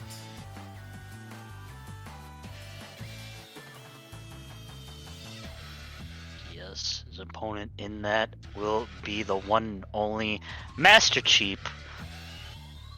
This is correct. But before we get to that, we do have to go to the other side of the winner's bracket.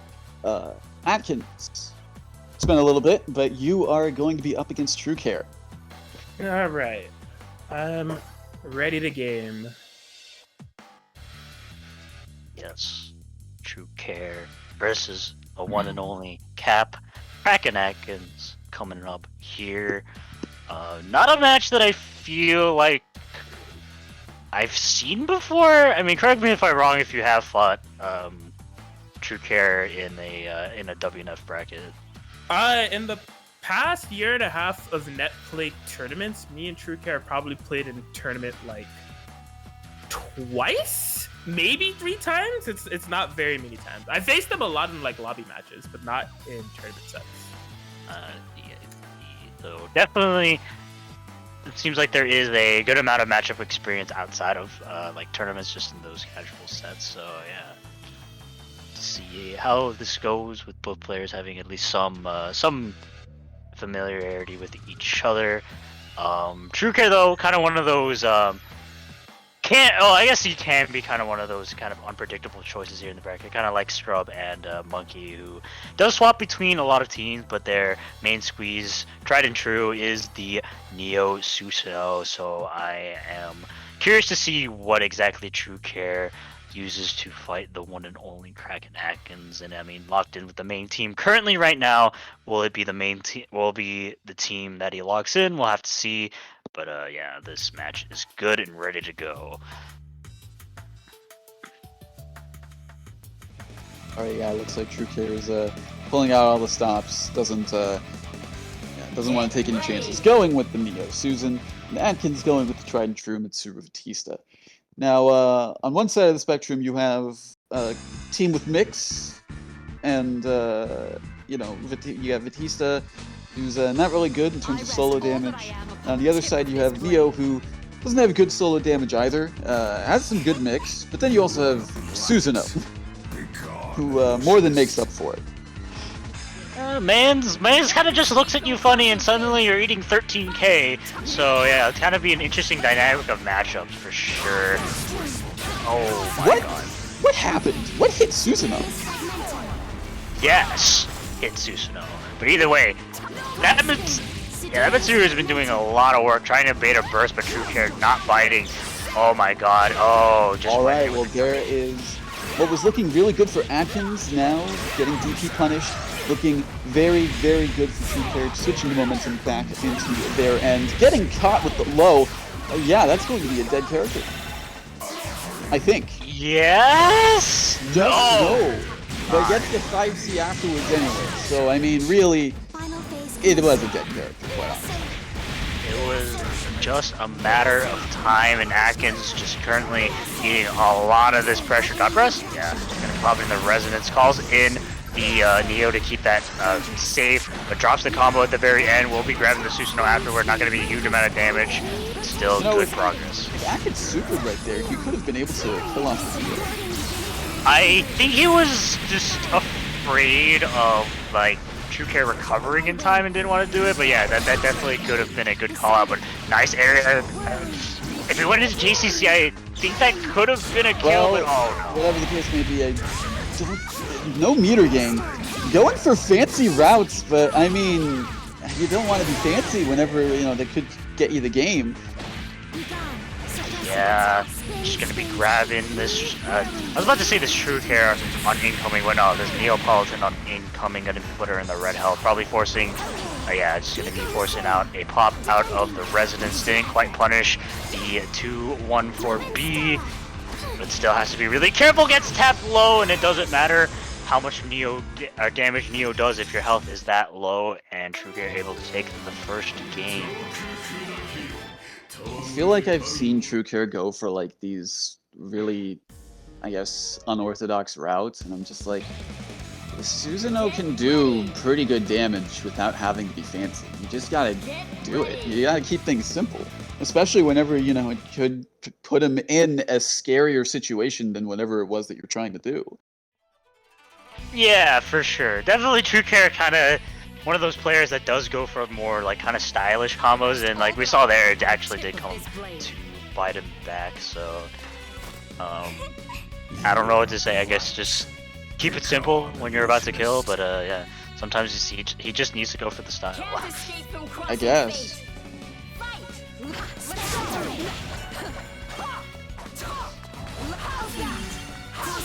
Alright, well, good block on the JV, unfortunately getting hit by the Batista afterwards. That was still active. I'm surprised. Ooh, DP punish. Unfortunately, Atkins does not have an assist on deck, so not able to get as much damage as he could. If he had the meter to DHC, that would be a dead Neo. But, I mean, the 4P is still hit. So, I mean... Oh, that was so smart. Yeah, I love that decision just to air stall. Okay, yeah. Smacking the bits in the back, forcing True Care to pop the Resonance. Bit 0-6 That could have been so bad. Yeah. Oh my god, sets up the sandwich scenario. Gets the cross up, able to convert off it. A lot of True Care's Resonance hasn't really been spent too well, forcing a lot of push blocks out. DPs could have been bad if it was blocked, but it's okay. Still in a very good position. It's still tense because it's just kind of like, if you screw up, well, I mean, he's dead anyways, but it's just like, you see how much health Mitsuo has, and it's, yeah, she's fine, but then, like, DP, you whiff that, Susanoo. I mean, man, Atkins, like, just put it on a great performance there on that game 2, firing back from that lost game 1. I mean, he's moving and grooving, even if God himself is facing down against him, he is not deterred and will be tying up the set off that game. Well, Susanoo may call himself a god, but is he really a god? We'll have to find out with the result of the set. But currently, not really looking too godlike. Yes, indeed, looking a little bit pathetic here. I mean, hey, Mitsuru, if you ever played Persona 3, I mean, she has some experience in the god killing category. Of course. Can't escape from crossing fate. Fight! Oh my god. Oh, if Atkins was ready for that, that could have been big. Yeah, just able to catch the startup there of that 214X. Don't know what that was, but it will be getting hit and punished. Did Batista not get hit? Yes, I don't know exactly what happened, but the 5A able to catch nice push block out to avoid the mix. Gets hit. Nice block on the overhead. Just try to find an opportunity to get something going. Finds it with a 236B. Not quite gonna kill. I mean, with this mix though, gonna be killing off that Susan, leaving up to solo Neo. Only Resonance level 2. Good block on the mix right there. But I mean, you got a mountain to climb here. Yeah, I mean, It's to start with that low, but I mean, it's still, you need like how many more hits? like 4 on just Mitsuru alone. Yeah, I mean, hey, no burst available. Oh. Gets crossed up and will be sealing out the deal with Mitsuru. Turning off Mitsuru, I'm anticipating. Oh, I think what TrueCare was trying to go for there, he was trying to go for the that special, and then cancel into the command grab super. But because it was resonance, it wasn't able to actually hit anything. Yeah, TrueCare left on the brink of death. Oh my God! Tries to contest a laser, but Batista saying no, and that Kraken Atkins up 2 in set over TrueCare. Looking very good for Atkins right now. Able to kill off the Susanoo really early in that game. Like, even though the Neo was making, you know, some comeback and kill off the Mitsuru, really it's just kind of like the pressure of Susanoo still being in the game. It's just like, I can't screw up. I can't screw up. If I screw up, my health bar is gone. It's always scary, man, but hey, Mitsuru has faced God multiple times at this point. I mean, she's ready, and she's she's helping Atkins at that point. Atkins is not Mitsuru, but I don't know. Oh my God! Oh my God! What happened there? Yeah, the parry hap. Oh, this is the exact thing. Exactly what I was talking about. Oh man, look at that, 9K. Not continuing to block low, unfortunate. Yeah, bursting to get Mitsuru out of there. And is that a conversion? Oh my goodness, she's dead. Yeah, just like that old. No, he isn't. She's not dead. Oh, meter pocket. Mitsuru definitely make it with how kind of crazy she is, but nice jump out of the God Press, able to get the punish on it too. Obstacle for a reset. TrueCare jumping straight out, and as long as there's no weird drops like last time, this should be a kill. Yep, able to get that conversion, killing off Mitsuru, taking it to game 5. This is just been a crazy set overall, and these games have been, outside of like kind of the first one. Well, I guess even the first one was kind of like very momentum heavy one team. It just seems like one player gets like this point of momentum and they just carry it straight to victory. And like, even though there have been some 1v1 situations being played, it just seems like whoever gets into that 2v1 situation and they're the two, they just can really seal out the deal right there. And we'll have to see if that plays out here in this last match, but that's just kind of how it's been going. Game 5, as you say, can go in either player's favor. Let's see who can take it and move on to the next round. You're definitely correct on that. It's I'd say that was a good analysis. I'm still wondering, how is Batista not getting? Oh, okay. Fortunately for TrueCare, Neo falling out, but yeah, keeping it burst safe. Ooh, that was a ballsy DP. I'm not gonna lie. Oh no! Happy birthday on both characters. Gonna be finally TrueCare's moment to kind of get something going. Opting to go in for some damage.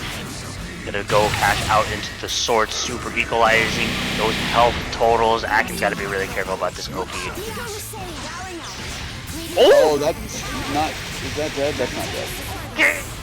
Yeah, Atkins is panicking a little bit there. Just didn't believe in the confirm, but goes in with the empty jump low. And beats the burst! Takes out the burst, kills off the Susanoo. It was all up to solo Neo. And as we saw before, very possible from TrueCare, but I mean, still, it's. What? Did he punish it? I guess. I have no idea what that option was, but I mean, hey, he didn't take as much damage as one might expect. Oh, getting mixed, all up to solo Mitsuru. Yeah, has to be really careful. What's it gonna be? Teleports right behind you, goes in with the overhead. As long as TrueCare gets the conversion, Kraken Atkins will not be able to seal out the victory, despite how close this was. Oh my god.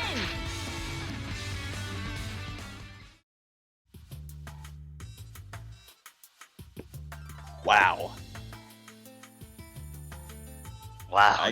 And like I said, whenever that happened, I was like, you know, we've seen TrueCare's Neo able to pull off solo comebacks, like even without the damage that Susanoo has. So yeah, very doable. And as we saw, achieved. For sure. Good stuff to True Care. He will be moving on to winners finals off that, but I mean his opponent definitely gave him quite the run through there. That was like I said earlier, that really could have gone either way.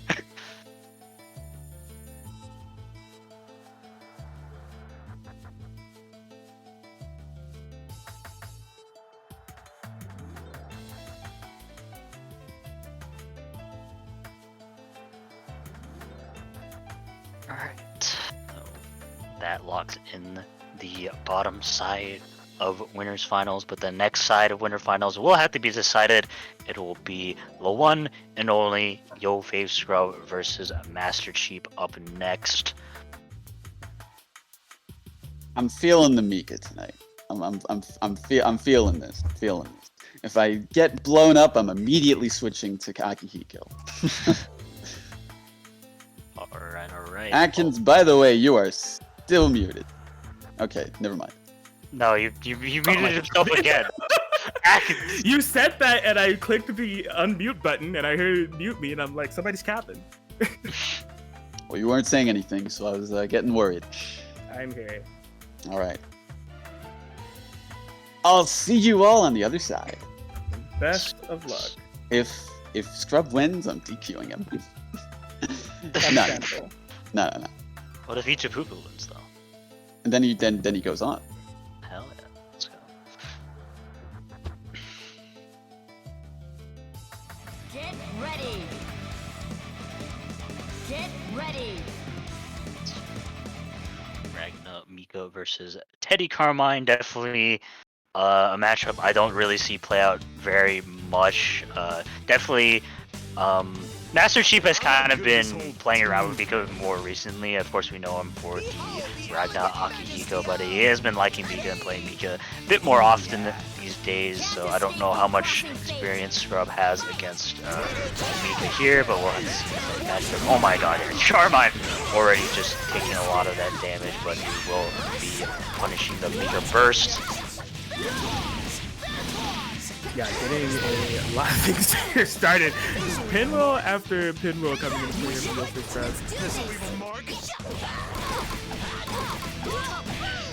Toby putting Mika in a very uncomfortable situation, especially in the sandwich scenario. What your blocks like, go to the grab, keeping him mobile.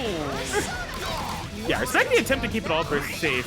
Luckily, not too big of a fallout for it. Yeah, nice tech on the throw. Oh, very good patience knowing the boot was coming, just wanted to walk back and whip punish it.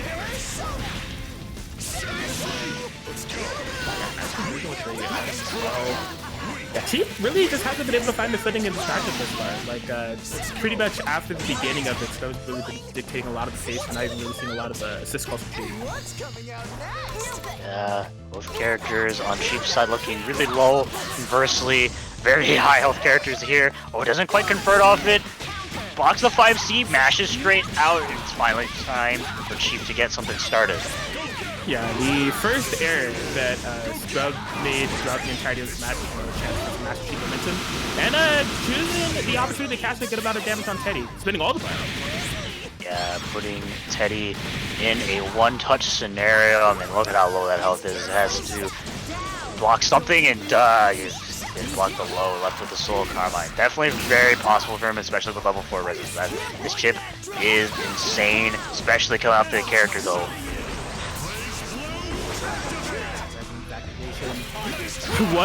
1v1 resonance with Ragna and Carmine. The amount of life lost and life gained could have been imminent if it wasn't just for an instant confirm there into the actual Yo Fave Scrub or even Puku, depending on how you taking game 1. Yeah. I'm just saying, man's really just astraled the TO. Well, to be fair, Cheap said if he wins, he would get DQ'd. He didn't say anything about astraling. Astraling is still on the table. Hey man, he's the TO. He can make up rules as he goes. Get ready. Let's see if this comes back to bite Scrub. I mean, if not in the term of a game turnaround, maybe a role turnaround. I'm not good at this whole Wait, team Master thing. Chief. Yeah, he's a man of his word. He was just like, well, if I lose game 1, I'm gonna go swap over to what I'm more comfortable with, and Ragnar can go just back out.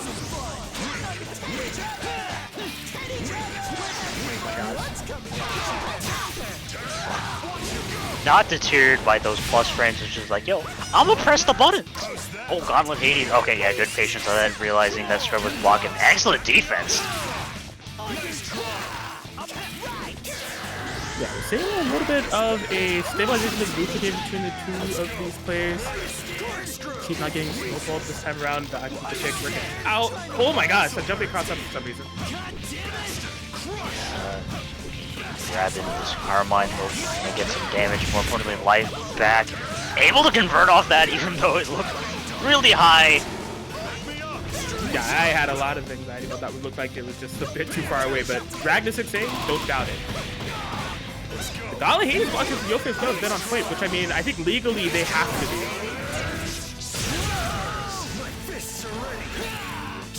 Catch the Carmine there with the Carnage Scissors. Oh yeah, got the JC, but didn't believe in it, so it wasn't a kill on the Carmine. We're gonna be swayed through everything. What are you trying to do? Hit me with projectiles.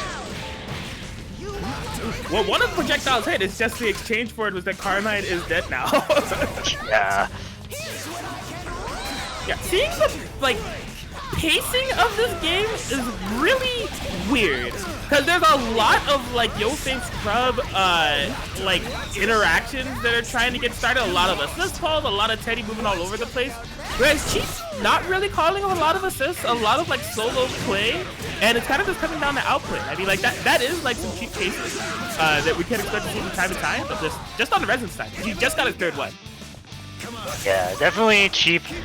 A little bit of an oddball playstyle when it comes to especially assist calls. He's very, he just wants to kind of fight you fair and square, and just using the character's normals not really backed up by assists. And usually just uses assists to either extend combos, and maybe some pressure scenarios, but he, as you say, he's definitely not as assist focused.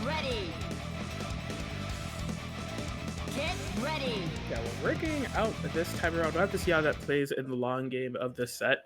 I mean, one thing that is for sure, the game 1 was super, it had the same pacing in terms of assist calls are concerned, but it was just the amount of situations that Scrub was able to create was beginning to be a little bit too much for Chief. So even though the assist calls are still there for Scrub, just notifying those situations is the big part of the game that is what is preventing the Drop the combo there. Once again, we're seeing just Sheep being pretty patient, just trying to find his opportunities too, but it's allowing Sharp to kind of just roll. Yeah, just active swapping to the Carmine, able to get a sizable amount of punish, will be getting some life back as well. Oh my god, yeah, solid defense thus far. And those time to that violence, DP, get off of me. Yeah, good anti-air call, but unfortunately dropping a combo. The bomb is right there! No! Yeah, I was kind of wondering if he was going to pump the brakes there in order to prevent the bomb. But I was like, nah, I don't fear bombs. Why do I have to fear bombs? And we'll be losing Ragnar off this and going to be choosing to use the Akihiko to make the solo comeback out happen. Only level 2 Resonance going to be popping to get some of that life back. But oh, gets the JC able to convert off it with a barrel too, but unfortunately drops the combo. Cheap firing back immediately, but doesn't catch that into super. I'm so shocked. I was expecting to see as much as possible, but off of the push block, EEX corked my way back in there. We got a 1v1 and some more BBTAG to play, amigo. Yeah, I can't imagine this is a very comfortable matchup for Akihiko, but I mean, it just takes one mistake to cause something to happen, and the mistake was on Cheap's part, and Yo-Fame Scrub putting one on the board.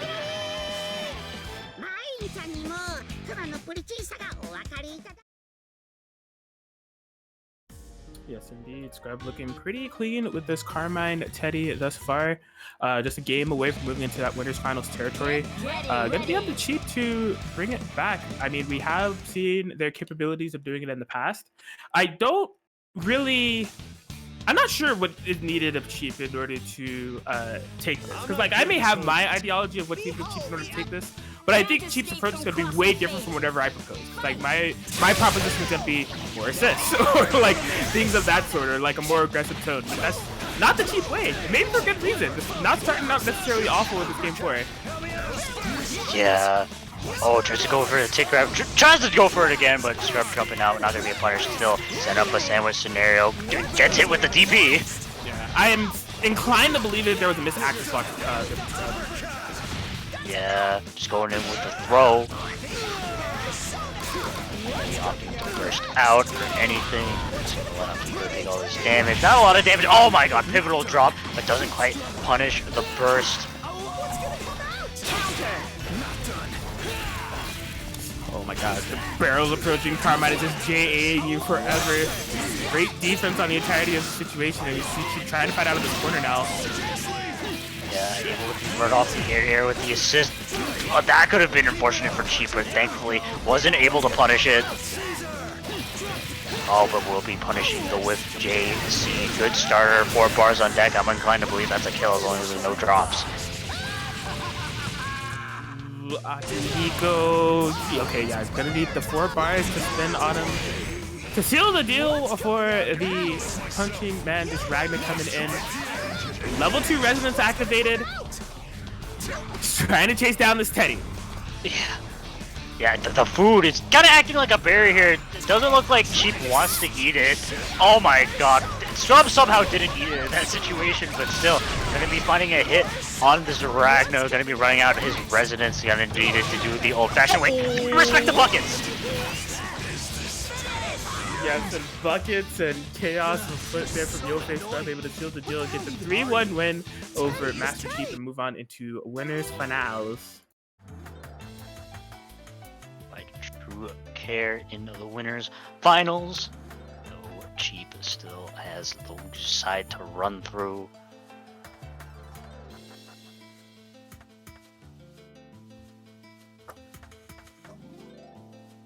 Indeed. So yeah, that does lose. Top side winners just have losers matches to run from here on out. I think the Strive dimension is winding down a bit here, so we might have an onslaught of matches underway.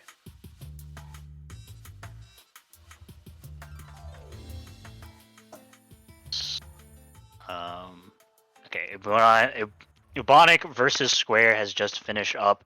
Ebonic able to take a 3-1 victory. We'll have to fight Blue Sub next. Don't know if that's going to be on stream. Yes, it will be on stream.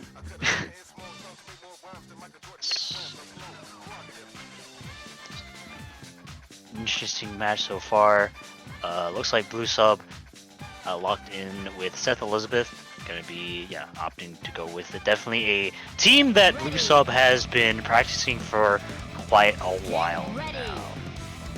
Perhaps picked up the team maybe like a month and a half ago, and he's just kind of been on the grind with it. It's definitely a very strong, like, Seth-centered team comp. Can really let Seth get a lot of very threatening, very like inescapable pressure going, especially with Liz's assist and Liz's support potential altogether. The only really problem over kind of like the Seth Akasi comp is maybe like character quality, but in terms of just Seth focus, it's definitely very strong. Yeah, and I mean, I like this team for Blue Sub. I think it makes sense and it definitely enables Seth. And, you know, every time I've seen Blue Sub play Liz, because like you said, it has been dropped the past month and a half, it's been getting better and better. So, like, I still think there's kinks that Blue Sub is ironing out, but there's definitely a lot of potential. So I'm hoping to realize in this set. But as of right now, Blue Sub is not able to play the game.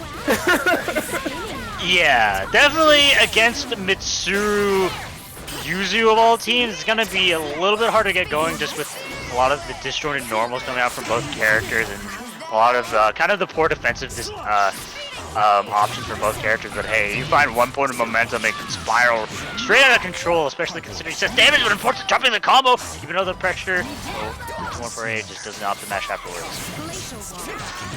Oh, tried to go for a sneaky, like, forced cross up there with the orb, but didn't quite work. Blue Sub, I mean, a lot of right decision making to be able to stay in this 2v2. It's something else. Yeah, still health totals very much in Ebonic Plague's favor, but Has to block it. Oh, fakes the cross up that time, sets up the EX orb. Goes in with a command grab. Has to be a little bit careful what he does with the Seth. Liz is an awakening, so she is powered up, but has to find some way to really get the Seth going. Surprised that wasn't a punish on JA, but oh no, the Seth looks like we'll be going down. Left with solo Liz, definitely not the character who sub wants, but finds a 2B. Ooh, almost got foot speed. Liz JA not able to get the job done. Blues are going to be activating the resonance right now. Cracking the dome. Beta DP, no punish. Oh! It could be huge, but no, wasn't able to. Wow. Okay. I mean, still finds the hit with the Zeo. Astral on deck as well. About to be very careful. Oh! Okay. I mean, no Astral, but it's still going to be a dead Mitsuru. And Blue Sub able just to find those stray hits in order to make that solo Liz comeback happen. Yeah, good routing and smart routing there from Blue Sub. Not being too greedy and going for the Astro when it wasn't necessary and just cashing in that super and getting the game off of a, like, very dire comeback situation needed, right? I mean, the 2v2, Seth and Liz were in the orange for so long, you know, just a mistake away from Blue Sub's demise for one of those characters. But no, it was just like the decision making was on point throughout the entirety of that game, and just eventually kind of culminated into a full comeback of Blue Sub. Using a lot of those assists in very smart ways, just finding opportunities to make sure that they don't get hit by either Mitsuru or Yuzu. Oh my gosh, counter hit confirmed. Sandwich scenario. Oh, you even push blocked out. It doesn't matter. You're still in the mix. You are constantly in the mix, but nice block and DP straight out. Gonna be keeping up all the pressure with the Liz 5B. Oh, that crossed up apparently. Ooh, Yeah. First into damage from a Seth super. Just scratch. That does a lot of damage, but still going in. Nice jump out of the grab. Still probably wanted to actually swap into that laser. What just happened? Chaos is afoot. Oh my god. Oh, DP? Wake up. Yeah, unreactable. Frame 0 at pre-flash. Or after flash. Oh, what cross up! Able to make it first save, not able to get the punish though. Still, Ebonic needs to be so careful with that 2 in the back.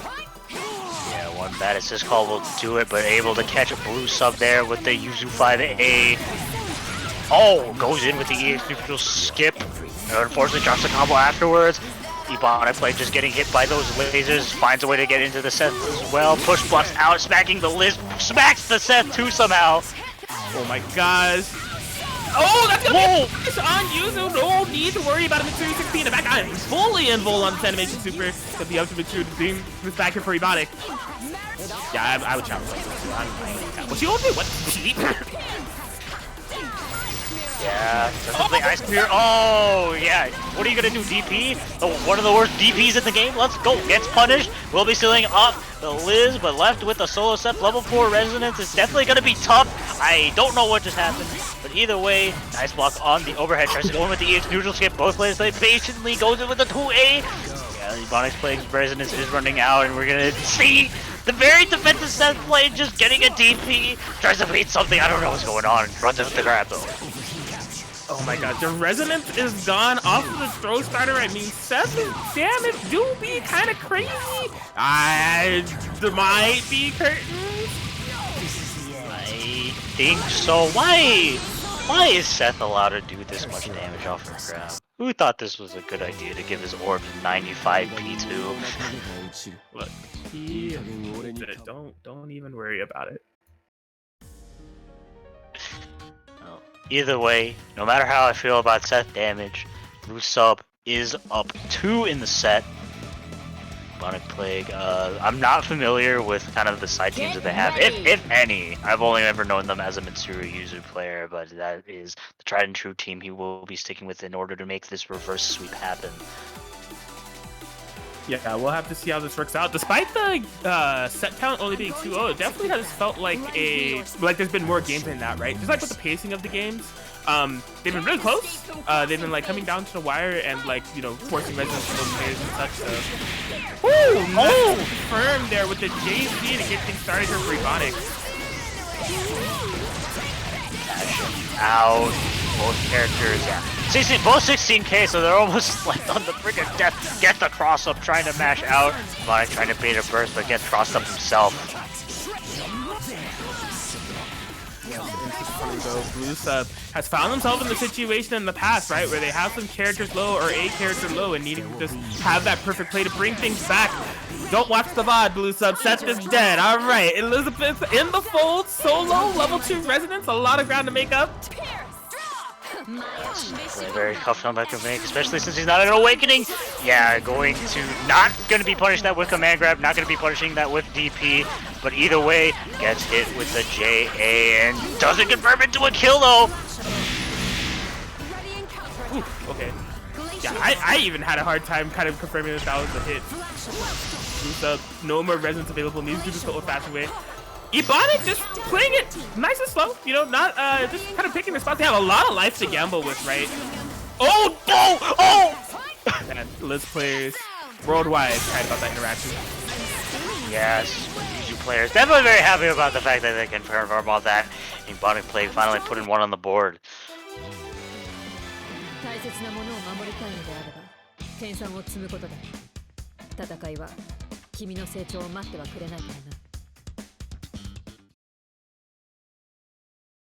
Insane stuff. See if Ebonic is going to be able to make ready. the reverse sweep.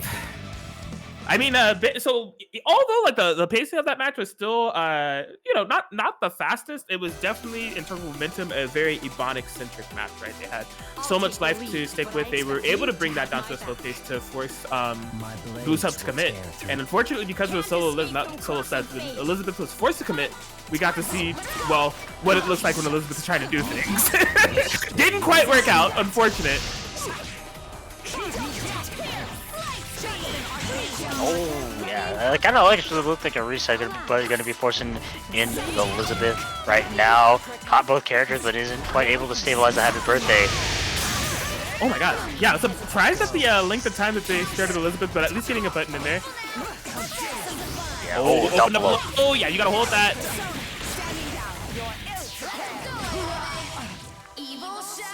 Resident super, but it's still okay. Seth is on the brink of death. Waked up with the super. Oh, really committed to that burst. I was actually surprised that it wasn't a punish with the DP. I'm not sure if it would have killed, but Blue Sub able to get that Lizzie safely. Yeah, definitely would have liked to see Ebonic do a bit more of a burst save off and like a grab, but yeah, still in this 2v2, could have been a 2v1. Liz getting started here with this combo. Sets up the corner positioning. Oh, nice jump out, but didn't quite punish it. Just constantly up backing. Wants to try to air to contest Liz, but Blue Sub not jumping. Turn the sandwich scenario, popping this TC and jump out of the grab, but still gets hit with a 5B. Not going to be punishing that burst though. Oh my gosh, very nice full screen find there from Ebonic playing, not allowing for the up back material 6B. Oh, it came in right on time to hit her, and he continues the combo. That was so clutch. Yeah, oh my god, doesn't use the super to punish it. Tries to steal the phone, but Ebonic playing, having none of that. Got the phone insurance, cashes out in the myriad arrows, and will be killing out the Seth. Oh boy, Blue Sub with the solo Liz yet again. I mean, this time around, fortunately, not as much ground to make up. Getting a lot of chip off of these deals, but you gotta get a hit. You don't want to be in this situation, I'll tell you that.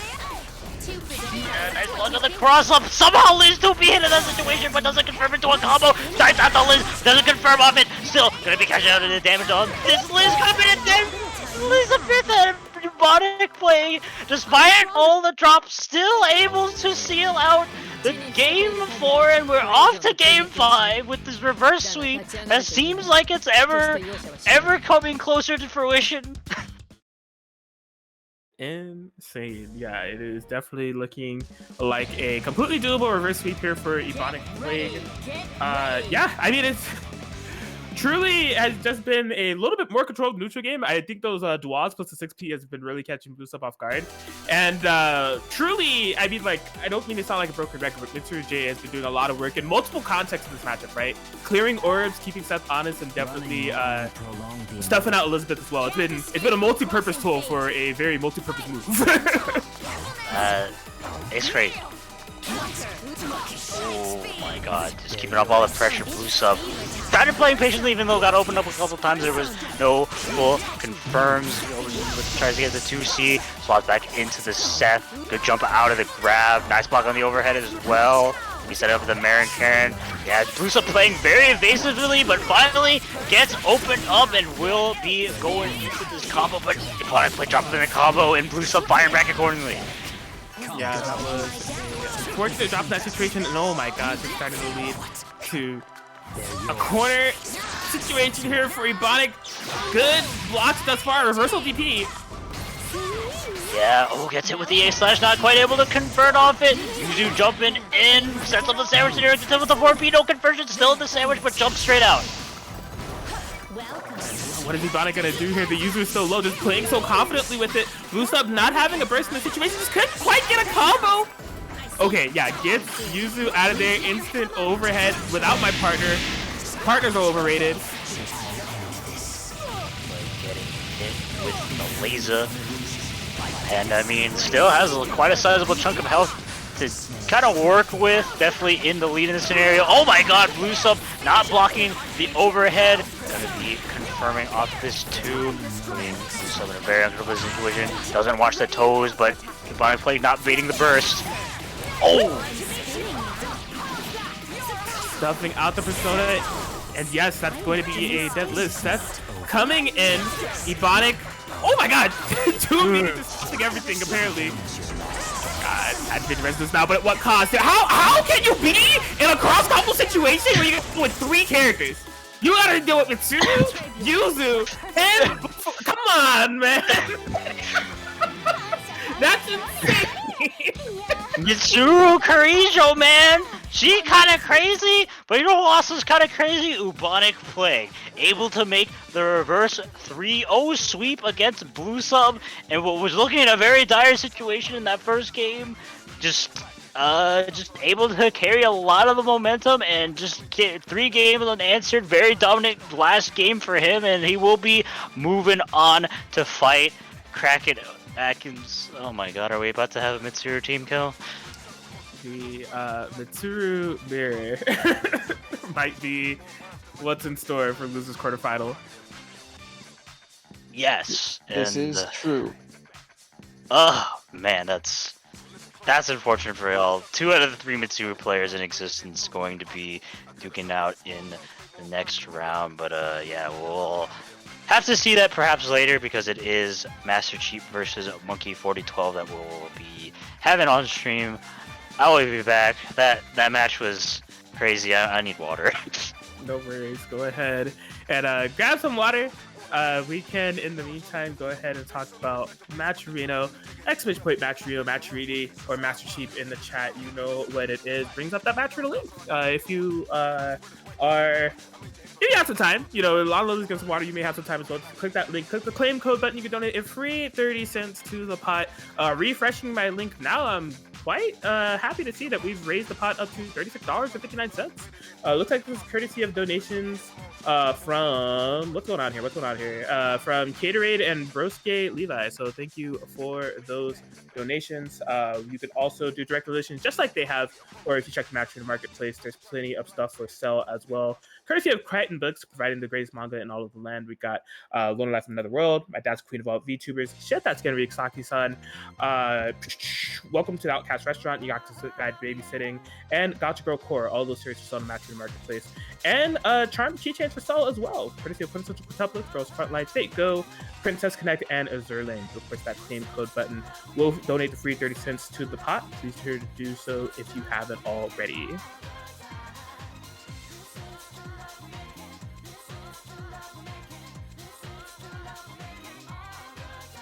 Has Long Lily returned? I was about to ask that question, actually.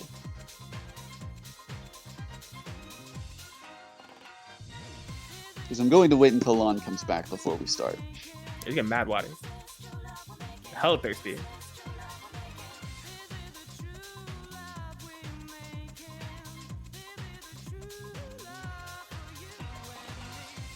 Also, yeah, that's a reminder. Everyone, stay hydrated.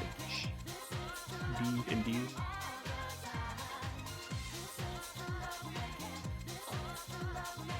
I am back. What did I miss? Nothing yet. All right. I was waiting for you to come back before we started. Alrighty. All right. I'll see you all on the other side.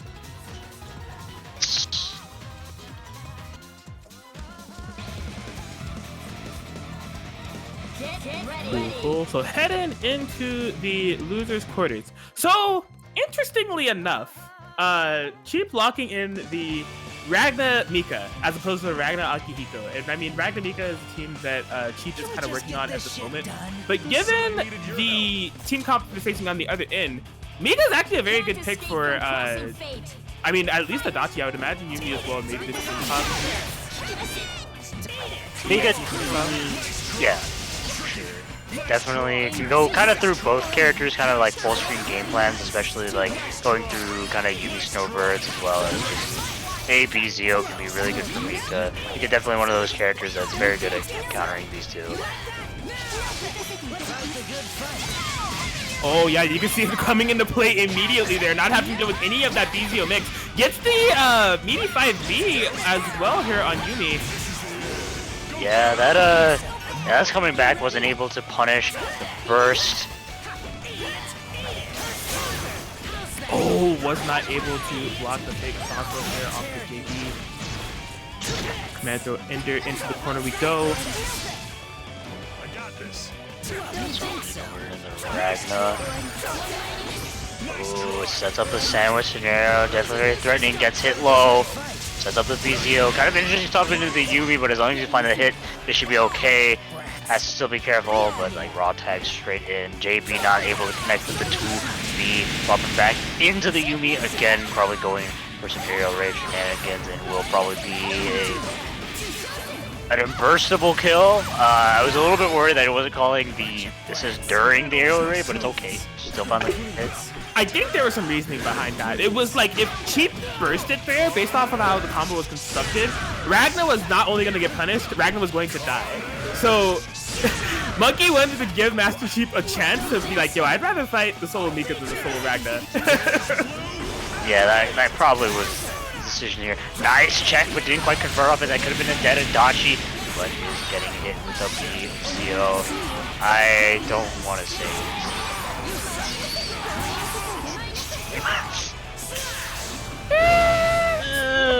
It's close. I wasn't quite sure either. Oh my! Oh my God! There was that challenge. There could have been the game of the Happy Birthday. Master Chief didn't believe, so they still have to play out the match. But it's a 1v1, and the EX Snowbird spills it. Game 1 going to Monkey.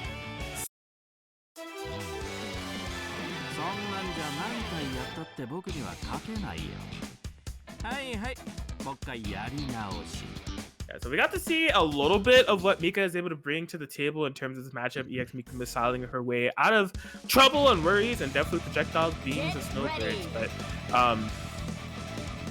yeah, definitely. Even the thing about having that type of counterplay, even against this team, it's just like all it takes is one situation, right? All it takes is like one time for you to be caught slipping, one time for there to be a sandwich, one time for you to block a BZO, and you can just be in for a world of hurt from there. And I mean, don't you dare make a mistake. Like, Can't escape from crossing fate. Indeed. First game on the board. Cheap immediately choosing violence, was almost able to get a happy birthday. Sets up a sandwich here, but doesn't capitalize the CC. Corners off it. Yeah, that's neat. I mean, in terms of the overall trade value, that was definitely in Cheap's favor, right? Got the full brunt of that punish on Adachi. Ragnar just ate some love taps. Has not been able to block that throughout the entirety of this set thus far. Yeah, I mean, that's a difficult scenario to block. The Verbal Blade, like, kind of momentum kind of stops him, so it's a bit ambiguous in exactly what side Adachi's gonna be on. Oof. Mika getting pelted into the back there. The key for sandwich situation. Trying to push block the Persona keeps Ragnar locked down. I'm loving that tech. Oh my god. Man! Who thought it was a good idea to put Toro Adachi in this state? Yo, don't challenge. Don't challenge. What are you doing challenging for? What do you think this is? Wild and Demon. Oh, gets hit with the raw 5-8. I don't know if that's gonna be a kill. No, needed to extend the combo a bit more. Pick up out of that sandwich scenario. Monkey left with his very low. Yumi has to be really careful about her. Yeah, just holding that partner button until the very end in order to catch Master Chief slipping. And this is not a dead Mika. Too much health. Okay, the push block bringing the Ragnar back in. They're both playing with brink of death characters here as their assists. Yeah, oh, gets hit low! It doesn't punish first! Punish! Oh boy. Oh! Oh, so much violence being chucked to the burst bait in there as well. Was it necessary? I don't know. Anyone can die off of anything. Yeah! Oh! Die, you little brat! Oh! Just a bit too late on the anti-air DP, and in what was a complete nail-biter of a set, Master Chief is able to tie it up 1-1. That was crazy. I mean, empty jump, nothing. It's the best mix in the game. Complete insanity. Yeah, there's a lot of back and forth, like trading of potential big reads between both players. There's like so much burst safe, like confirmed that I feel like Monkey is going for it, but like Cheap hasn't really been fighting for a lot of the meat yet. We'll see how this kind of shapes up in the future games. Oh, of course it misses the ender and just fired back with the boo. I hope that line was just me. Getting a little sus as they might say. Zero. Ragnar bleeding, gonna be forced down a swap. There's a sandwich in there, it doesn't block the cross up JC.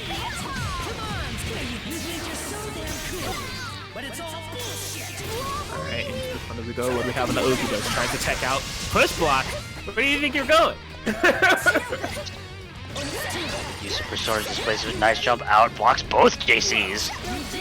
Yeah, some good patience on the entirety of that corner pressure. Chief is fortunately able to inch herself out, but at what cost? Potential sandwich situation here. Just threads the needle to kind of evade it. Gets caught low. No confirmed there for Monkey. Yeah, look at the diamond. Like the amount of resources, active swaps, and assist calls that Monkey is using in comparison to Chief.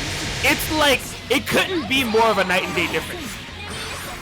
Yeah, but unfortunately, yeah, that assist is coming back. I'm inclined to believe that's a kill. Don't think you need to spend all here, but as long as you kill Raiden with the Blood Edge, you think it's good. Solo level 1, Resonance Mika. As you said earlier, yeah, just like, Sheep's like kind of like playstyle, not using that much assist is resulting in him not having a lot of resonance values because it's only level 1, but still finding some here and there. Runs in with the 5B. Be a lot of damage on the Adachi. Don't know if that's gonna be a kill now. Yeah, puts it in a situation where if you guess right on the mix, it could be. I believe in the meaty 5A. Nearly creating a 1v1 situation. No confirm. Yeah, Monkey playing very patiently, not really throwing. That's a solar whiff punishes the 5BB2. The JC no burst out available, just gets hit, confirms into the Mika missile, and will be sealing the deal on this Yumi. Man, I gotta say, I am very shocked about the amount of just like meaty hits that have been hitting for Master Chief here. Bringing this game to like a potential next touch situation. Chief able to find a hit. What do we have on the combos? A simple sequence is simple and clean here for Master Chief as they are able to bring the set to 2-1. Yes, and that was definitely a very insane solo Mika comeback for sure, especially against Adachi Yumi. There's gonna be no swaps from Monkey's side, but he needs to win 2 games over Chief. And like, yeah, as I said, there's a lot of just raw meaty 5A hits coming out from Chief's side, and they all seem to be. And I think part of that is the threat of Mika's grabs, Monkey not wanting to have to deal with it. That Chief is going to be going for them, but now he's just like meaty 5A. You are correct there. Oh my god, a bit of a flub on the setup there for Monkey, but still a great position to be in. Ragnar in the corner. Yeah, swapping in the Ragnar again. Okay, that would have been insane. Man, why did he super? I don't know. I don't know. He was feeling so. Oh, what was that? Unfortunately, dropping the combo. Me really getting a lot started sets with Vizio air unblockable DP. Not gonna be able to convert off it though. Oh boy! Did you know I have an 8 Rekka as well? Sometimes. Out. Good air unblockable. Didn't push block cheap. We're seeing the exact replica of what we saw in the last match. Monkey playing the video game, Cheap trying to find a way to navigate it. It's like a Dark Souls boss of a match here. Yeah, can you block the pattern? Oh, we had to dodge roll that with the JP, but doesn't bait the burst. Guys, Yeah. how much of this nooch and mix are you willing to take, Cheap? Solo Mika yet again goes straight, just runs with the 5B straight into the sandwich. Freeze. Give me that game. Monkey gonna be able to tie it up 2-2. この程度思ってたより弱くて拍子抜けしちゃったよ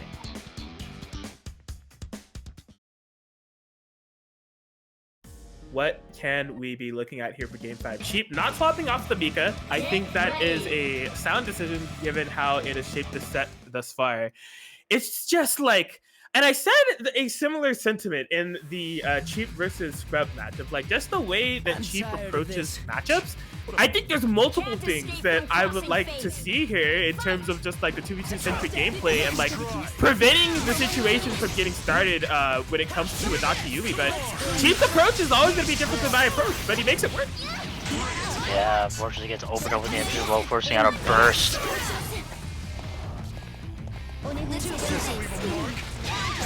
Oh no, tried to contest it, but just ready with the 5B. Oh, counter. Okay, fortunately for Cheap, not too many resources on the table here for Monkey. Unfortunately for Cheap, oh, no 5C ender. Oh, Yeah. no, not first safe there, amigo. The snowball continues. That's the flush. With the triple low, trying to push Plunk out. Wake up with the carded scissors, push blocks, but doesn't beat the first again. Proper first point there. Trying to find a way to slide in there as Mika. The mix finds the overhead. Mika in big trouble here. Question is, what will the action be? Okay. Yeah, that'll kill him. Yeah, not gonna be bursting out again. Don't think in that situation Ragnar is gonna die, but I'm often playing solo Ragnar level 3 presence up in the CC. What is he doing in that corner? No, I got nothing for you. Another mix underway. The push block, no challenge. Oh, GC hit, able to make contact. Threatens. Okay, no more rest available. Find a jump A. Cheat is gonna go into the carded scissors. First safe, a little bit of damage, or health back, sorry. Oh, what do you do?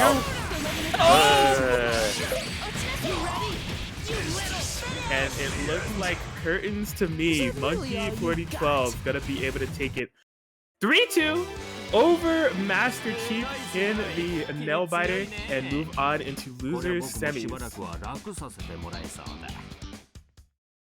Indeed. Definitely very, very close set for sure. I mean, it's definitely reflected in the set score 3-2. Master Chief unfortunately is out of the tournament, but he did put on quite the great performance. Yes, that was definitely a fun set to watch. Especially we don't get much Mika around here. Not online, because we have L and D as like our Mika representative for SoCal. So cool to see. Cool to see it in action, but I have a very honorable fencing match to get to here. Yes. Two Mitsurus enter. Unfortunately, one has to be sent home tonight. Mitsuru Yuzuriha versus Mitsuru Batista. We'll have to see which one of these Sword Girl players will prevail in the end. And yeah, I can't really say much about like kind of like pre-match analysis between these two because I've quite literally never seen this match ever play out before. I've never even seen a Mitsuru mirror before.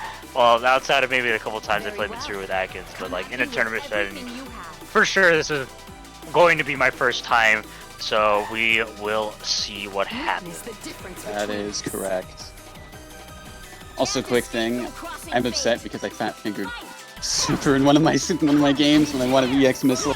Ah. Oh, was that the 5 That charge? was yeah. But anyways, going to this match. I mean, it's going well. Atkins baiting out the push block DP right there. Unfortunately, we've been seeing him drop that a lot. Like that sweep. It was. Like he's been missing out on a lot of damage, but I mean, fortunately, it seems like Ebonic's also missing out on some damage too.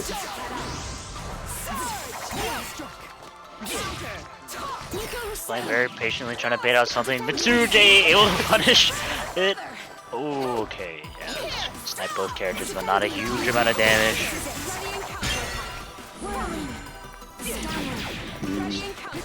The starter opens up low, but yeah, it's just.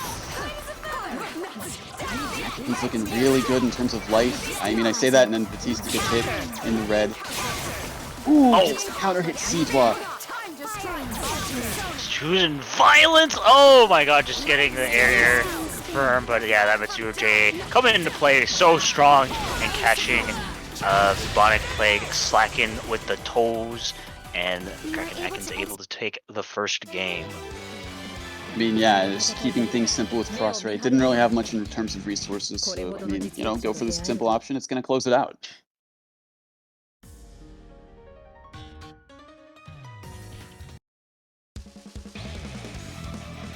Get ready.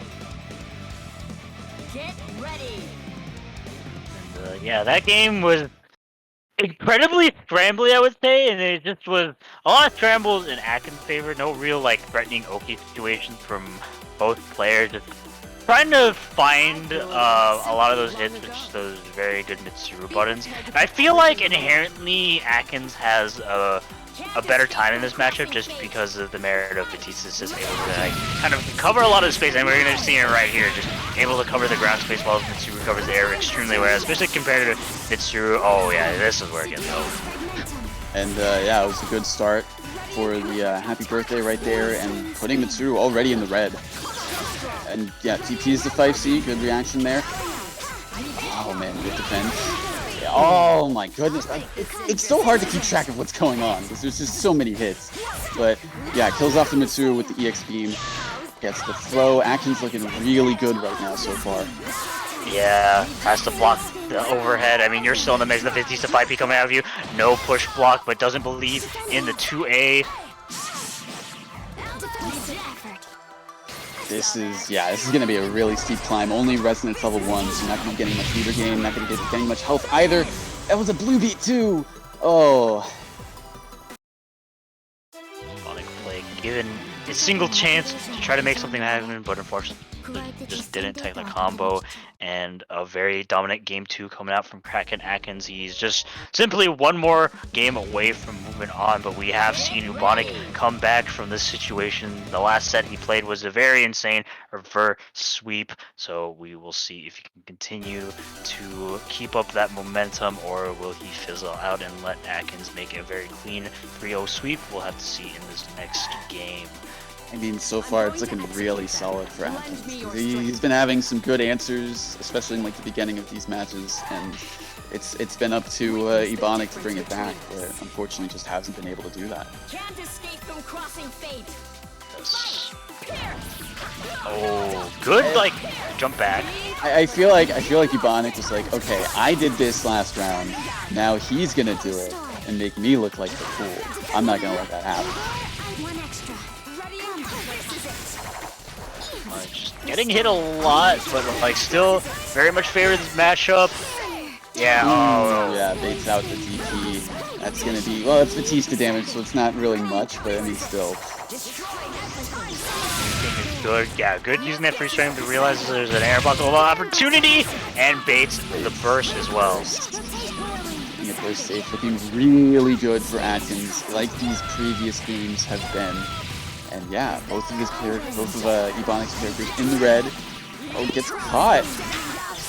Good defense. I feel like that was actually like gapless. It was actually had concept protection there. But even so, still good defense. Unfortunately, Yuzu is going to be going down up to solo Mitsuru. Resonance level 3.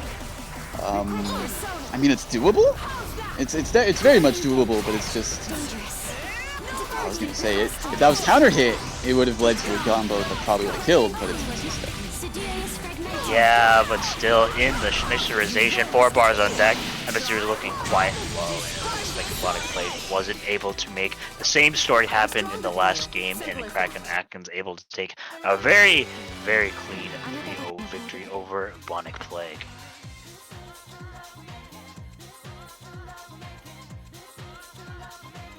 Yeah, that was super clean, honestly.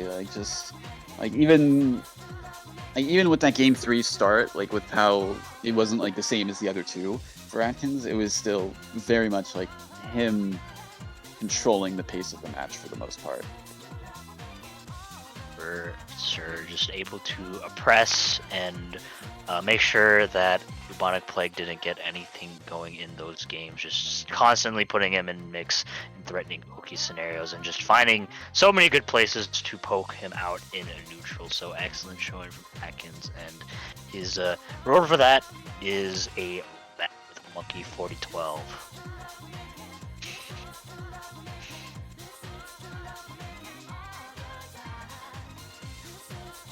Yeah, Monkey, we've seen him go with the Adachi Yumi whenever what? Oh, he's going for the full mirror match against Atkins. He's like, all right, yeah, I see your Mitsuru Batista, but I'm gonna see if mine's better. Yeah, and I mean, last WNF, this was actually the team Monkey brought out for his grand finals set against Yofave Scrub, so definitely very proficient on this team, but we'll have to see if it is more proficient than the one and only Kraken Atkins, who is the main player of this team. So I have to see just how exactly this plays out. More Mitsuru mirrors, huh? That's more than I thought it would. Y'all are crazy. I don't know what to think of any of that, but you know what? We'll roll with it. I honestly... Alright, it's taking me a second to register which one is which, but... Oh, that was Bluebee? Okay. Yeah, okay, just DP straight out, as a bait and a grab. Waking up with the Bufudine, just gonna be punishing with that 4P. Oh, baits burst as well, gonna be catching out his Super 2, not gonna be a lot of damage, but still very good. That looked really weird. I think Atkins could have just DHC'd in the middle. Oh wait, no, because Mitsuru was still coming back. Right. Yeah. I was gonna say, because he could have done that earlier and he probably killed off Mitsuru, but yeah, unfortunately. Yeah, and Atkins put in constant corner pressure and might be dead off this. Yeah. Dead, yeah. Like even if the supers didn't kill, like Monkey was able to like DHC early in the PB, so like, alright, yeah, I can still get the hits off afterwards. 1v1 situation. Probably expecting a cross up there. There were no bar on deck. Might be a kill with cross rate if it was able to happen. I don't think so. Yeah. You gotta remember, lack of counter hit means he technically has more health. Yeah. Oh, wakes up with the grab. Well, it is gonna kill Mitsuru, but I mean, look at the climb you gotta make, Atkins. Yeah, that's crazy. Does Batista mirror set up for bits? So bits! Yo, this is the power of bits. Yo, bits indeed. Rare footage of Batista bits actually being useful in BBTAG. That's the asterisk in BBTAG. I know how it is in. Yo, bits. Well, first game going over to Monkey. Relatively good game for him, despite getting into that 1v1 situation. It just Was able to steal out one character, but it was just so much health to bring back. It was definitely going to be difficult. Oh yeah, very good call out with the 5 being able to punish the A-droid. I don't know in French. Don't worry about it. Ooh. Yeah, I was gonna say nothing's gonna go off there, but yeah, gonna be caught by the Batista. Ooh, oh, that's good. Happy birthday too. Unfortunately, but still hitting the Batista assist. He's been getting a lot of mileage out of he's calling out these assists so far. Yeah, for sure. I mean, I was about to say it kind of looks like Monkey's kind of assist call game is just marginally better than Atkins, so he's just able to snipe out all of this just that way. Oh, yeah, just straight out, but still looking decently good for Atkins. Has Mitsuru or has Batista in the red health. I imagine Monkey wants to find some opportunity to get her out. Yeah, just getting her out now.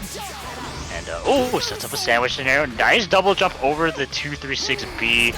Yeah, Atkins playing very patiently. Didn't quite confirm off of that. Could have been a dead Mitsuru, but instead going to be put in this laser pressure scenario. Not going to be active swapping to the Mitsuru though. A Monkey has to be incredibly careful. One bad draw could steal the deep back grab. I'm thrown off, but I mean, hey, whatever the case may be, still, I got the throw and got the kill on the Mitsuru. I'm speechless. I don't know what to say either, but either way, Monkey has both characters very low. Has to be really careful about what he does about his assist calls. Back dashes. Monkey going for some really interesting options so far. Also, that Batista assist went. Oh, that could have been a game. Yeah, he just didn't believe in it, but. Just 5C? Oh my god, what was that? Atkins, what are you doing? I don't know, but yeah, Atkins Batista is dead. Had an opportunity to see out the game earlier, but just didn't quite believe in it. And Monkey is currently up 2 in the set. Definitely looked a lot better for Atkins there. Just kind of a little bit like kind of fumbling, I think, in those last moments, and just a lot of panic, and just inevitably ended it into a kill. Get ready. Yeah, just unfortunate because yeah, he had that happy birthday right there at the end, but I just didn't believe, unfortunately. And yeah, it cost him the game, and currently down 2 and having to make the reverse sweep. Can't escape from crossing fate. Fight. I hate this. Why did it happen again? They're just both Mitsuru players, man!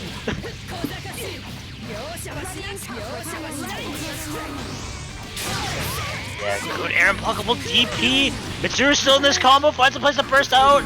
Good, yeah. Well, I don't know if that's good. Yeah, that's certainly not Daijobu, but like, footsies? Batista footsies? I just swapped. No! Oh no! Oh! It has a reverse. It hits behind her. Why did you try? Oh no, Atkins. And 3-0'd his fellow Mitsuru player last game, but he will be getting 3-0'd by Monkey this set, and he will Monkey will be moving on to losers final to fight the loser between Yo-Face Strub and True Care. Unfortunate. As soon as I saw the active swap, I was like, do not try to press anything right now, please. Don't. And he did. Yeah. And then the rest was history. I think he was very anxious to save Batista in that situation, since he could have done this. Did he have meter for super? Yes. Okay. I will say super might have been the wrong call in this situation, because if you did notice that Mitsuru actually appeared on the right of where Atkins Mitsuru was, so I think if he did super, he might have died for it. That was kind of a weird situation to kind of decide. See. If you're asking for how it would have gone for me, it would have been I super, she appears behind me, and then there's a clash for some reason. That sounds wild. But it sounds like Also- it could happen. Who we having up next? Who's playing? It's True Care and Yo-Face Scrub. You did see those names correctly. Yeah, but do I see these characters correctly? I don't see an issue. Do you? I don't see an issue. I mean, I don't know what the issue is here. Yo-Face Scrub kind of looking like Diddley right now. Nah, what are you talking about? That's always been Scrub's team. Are you okay? You know what? I've been capping for about a year and a half then. Exactly. Like you thought Ragnar Ruby was his team? No, of course not. See, look how good he's playing. See, he's a Rachel player. He's a Rachel player. Come on. Understandable. Have a nice day. He does 2 overheads. He's a Rachel player. See? He Am I does wrong? over it. Oh my god, he's a Ruby player too. Am I wrong? Am I wrong, yet? No cap detected thus far. We'll have to see how it shapes out for the rest of the match. Okay. Wow, nice block there from True Care. Able to catch the Ruby. Corner to corner. Coast to coast. I was expecting a DP reset right there, actually. Ooh. Yeah, switching that freeze frame in order to get the Phantom Pain. I think everyone was just holding their breath in that situation. I was just like, he's standing, but like, can he still act? Is he getting hit? I don't know, but it looks like Scrub is... I'm seeing a lot of inputs being pressed from True Care's side right now. Did you see that whole sequence? Dude, when he plays he just plays melee. He's wave dashing everywhere. This isn't. Oh, what an anti. Look, see, you tell me Scrub isn't a Rachel player. I mean, he's definitely looking pretty alright on this Rachel, but I mean, this Mai still doing a good amount of work. I knew that was gonna happen. I was gonna say something, but I didn't want to curse it. Never mind, he is a Rachel player. He has combos. I don't got combos. More combos than what I could do. I was gonna say, yeah, that's more than what I is that a punish? Okay. Oh No. Oh. I don't know how much I like that action swap. The amount of mileage True Care has gotten from these reversals has at least tied this to a 1v1 situation. The mileage just continues to add up here, and if we have a combo, it could be the solo Mai comeback for True Care. It could be going up 1-0 in the set. That was wild. Like I said, True Care just schmooving around with that Mai. He's playing I told him, man, he just plays melee. He just got, he knows how to wave dash. Just moving.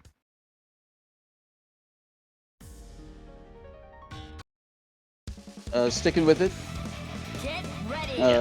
I mean, honestly, it was working out pretty well. Yeah, for sure. I mean, as Cheap says, he is a Rachel player. He knew part of a combo and he almost did. He just needs to do that combo again. Yeah. Or just hit him with like 20 overheads. I mean, that's something Rachel can do. Make light of a rose and you may be pricked.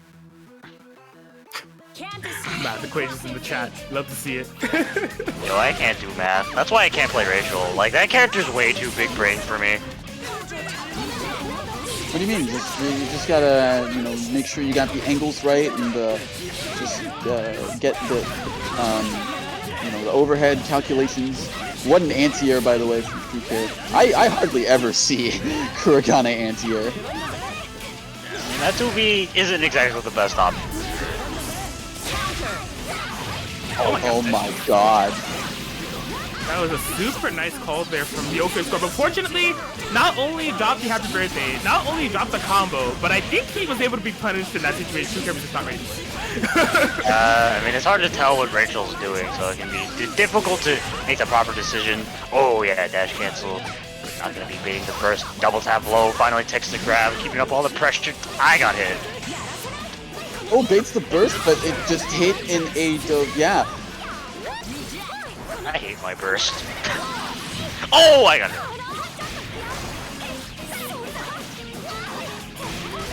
Oh my gosh. Oh, that's a punish. Okay. Yeah. Yeah, we'll have to see if Liz approves of the sacrifice being worth it if it equals a win for Team Rose at the end of the game. I don't know. The job isn't done quite yet. Oh, I thought that the buzzsaw was gonna hit, and this Scrub was just gonna instantly confirm the Astral. Well, whatever the case may be, just press his buttons as soon as he techs out of that combo. Going to be killing off Truth here, tying it up 1-1.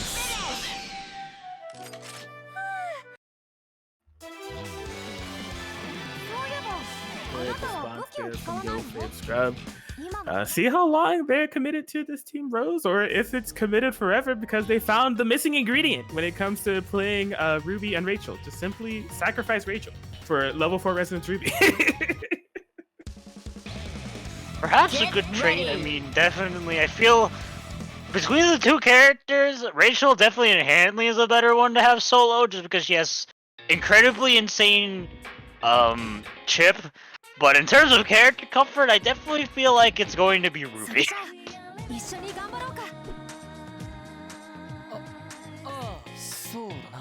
Yeah, let's see how this works out.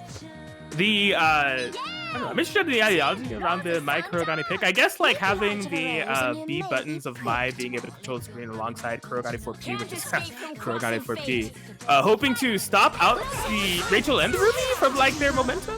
But I don't know, get a oddly paced and mostly grounded match. Yeah. We didn't get to show off the opportunity to get a Rachel combo, but we'll be showing off that Rachel DP. Now, the real question is, does he have... Ooh, good blocks on the overhead from Truth there. And also, good happy birthday, by the way. But ooh, baits out to DP. That's going to hurt. Rachel Oddcard is bleeding, but could be bleeding a bit more if there was a stabilized combo. Still going to be keeping in this Rachel.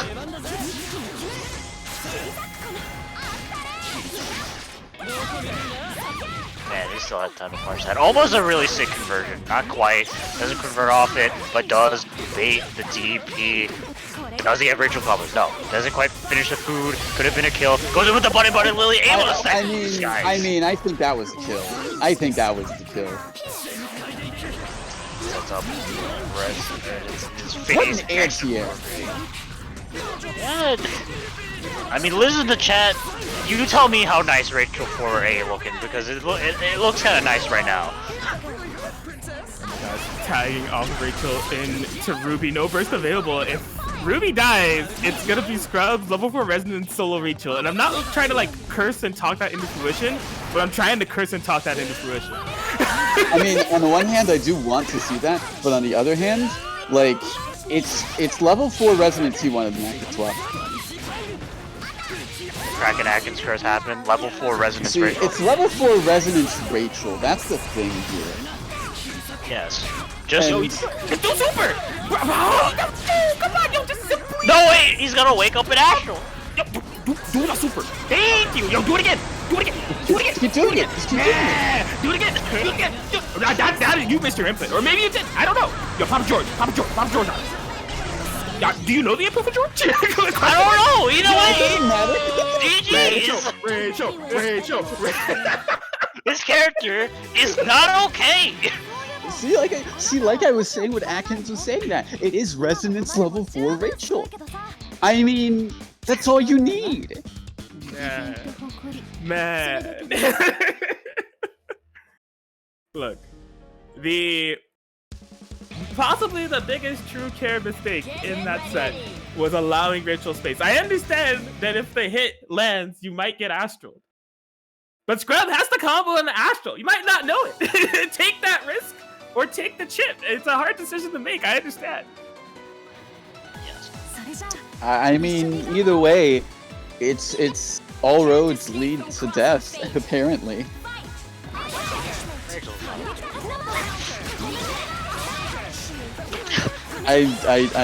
That interaction was stupid. Very. Oh, Rachel TP not being as in that situation here. Punishing accordingly. Catch some of this resistance. Probably almost gonna be a kill. Nice tech on throw though. I don't know what they did the EX with the axe switch for. It doesn't matter. Rachel got hit, but I guess it wasn't a droid. Cross up. Oh, tries to go for this sneaky beaky. Don't ask me why I called it that. I'm going to question that. Hold on. It literally just came out when I was at the latter part of the suffix. I'm like, the fuck am I saying? I'll never say it again. Please never say a thing like that ever again. The sneaky weaky, okay. What does that even mean? I don't know, but the Curl Gamer is dead. Simply just Ruby teleport mid combo to try to go. Oh my god, that dodge? That dodge? You know who is also not okay? Ruby Rose. Cross up. Oh, didn't quite convert up. It's okay. I don't even know what's happening anymore. This is stupid. All of this is stupid.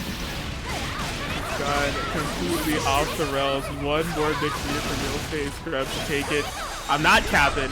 What will the mix be? It's just. I was gonna say it's just gonna be either D5B, but whatever. You know what? I didn't even get to say it.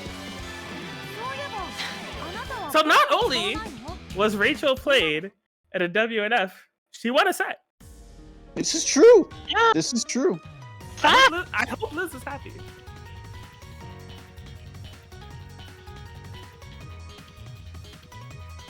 All right. Well, with that, we do have losers finals up. Why did True Care leave? I don't know. He still has to fight Monkey 4012.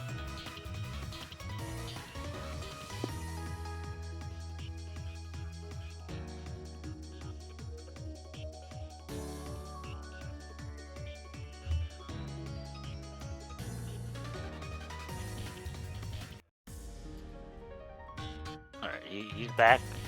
He's locked and loaded. He appeared with a new, well, I guess not really new because this is his main team, but like he's locked in with the Neo Susanoo. Kind of wonder what Monkey is going to pick. He's been kind of moving around with a lot of characters. Adachi, Yumi for a couple sets, Tsuru Batista for last set, some Ori teams inside. He's who knows what he's gonna choose? It could be anything. This is true. It could be anything. Yes, it could be my Yumi. I mean, this is another team that Monkey has been on the record to play with some very good proficiency. So I'm not too surprised by this pick.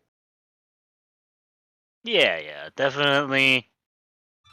Was his main team at one point question mark? Yeah, I don't know what to really say about it in terms of team pick. Mans just picks characters, and we have to decide what his main team is. He's like Kyo. In that Yeah. sense. Yeah, I can't really land on what has been Monkey's main team at any point in time. Like literally from the day that I met him, I don't have anything for you. Like, We'll block the mix. Oh, Block the mix and also block this connection. Laggiest 5C or JC in town. Same side cross. Did that just trade? What is happening? Who's getting hit? People are dying. We are mashing buttons too. Nice cross combo call.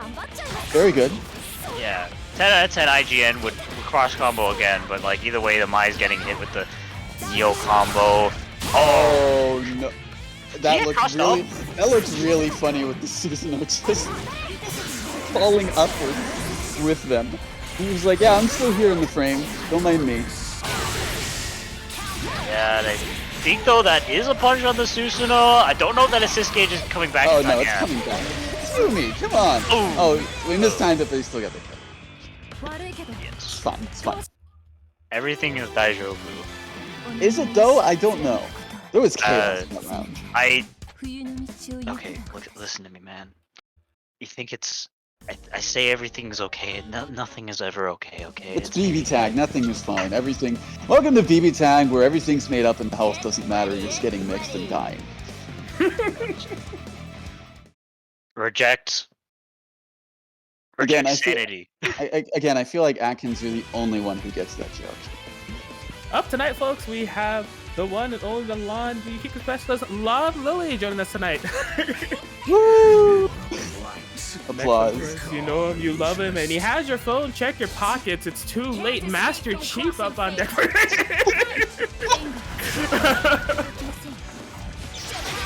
Oh my gosh, things Yumi players would do 4 seconds into the match. DP seems to be the answer here as Monkey's getting punished. Carry to the corner.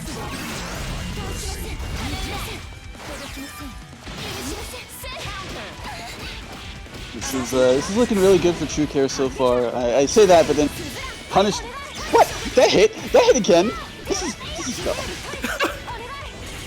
This is Welcome to justice. mine up. Is it justice? I don't know if it's justice. Oh my gosh,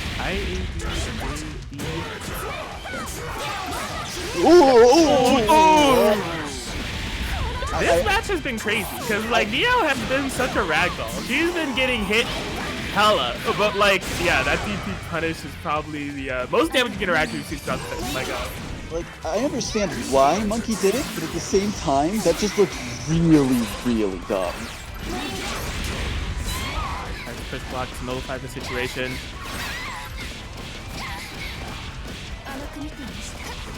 Oh my god, landing JA with the yeah, I don't know about this. He's not dead, no. I always have to question it. Now tell me, things that Neo players would do whenever they have 2 meter. Oh my, I'm gonna need a partner because I do no damage. Yes. I was really hoping that True Care would somehow hear me and just go for a reset into the command grab, but you know what? I look like the idiot, but he still gets the kill regardless. All works out. And yeah, tying it up 1-1. Get ready. I don't know what to think of any of this. Just don't. Okay, alright, good. So like whenever I play BBTAG then, got it. Yeah, that last game got a bit nutty. I think like the less control and stabilization Monkey is able to have of the match, the more opportunities there are for chaos. And granted, both teams definitely do have the ability to capitalize on that chaos. I mean, one of the teams has Susanoo, so it's just like Good conversion from Monkey, by the way.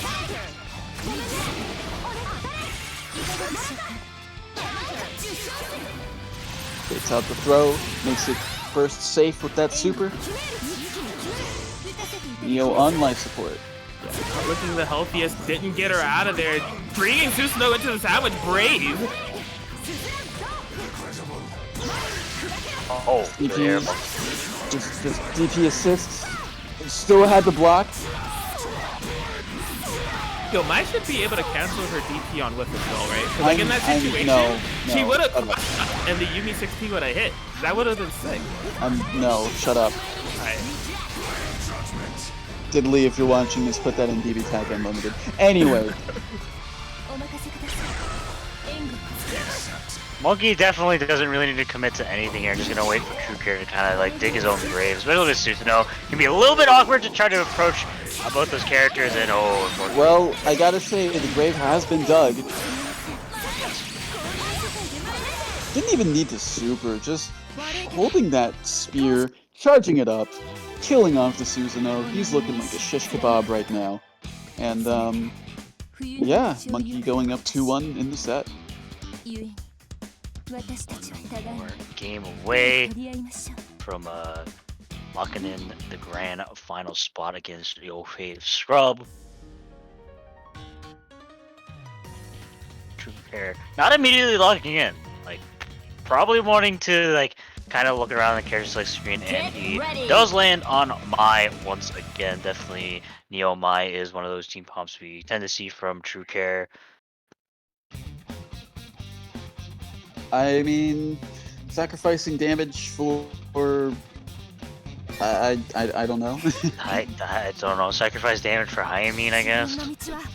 That's all I agree with. I guess my 5P too. Kind of a stonks assist, can be really good at sniping out other assists, but I mean, hey, Monkey also has access at assists as well.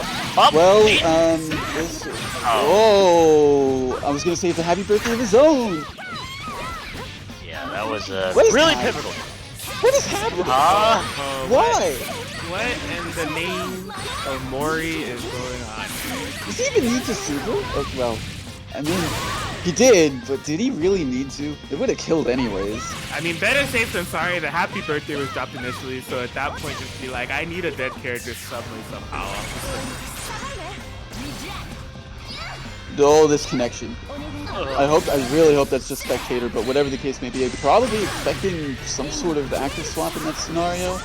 Whatever the case, not looking good for Neo. In fact, she's looking pretty dead.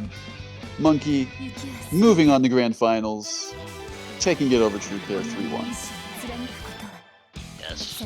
Didn't really get to see the Mai do a lot. It was just kind of True Care, kind of trying to get on the offensive somehow, some way, but Monkey just able to catch him in all the right spots and just snowball out of control. Fortunate for him, but he is guaranteed top 3, so still in the money, but we'll have to see who gets more of the cash here in the grand finals between Yo Face Club and Monkey.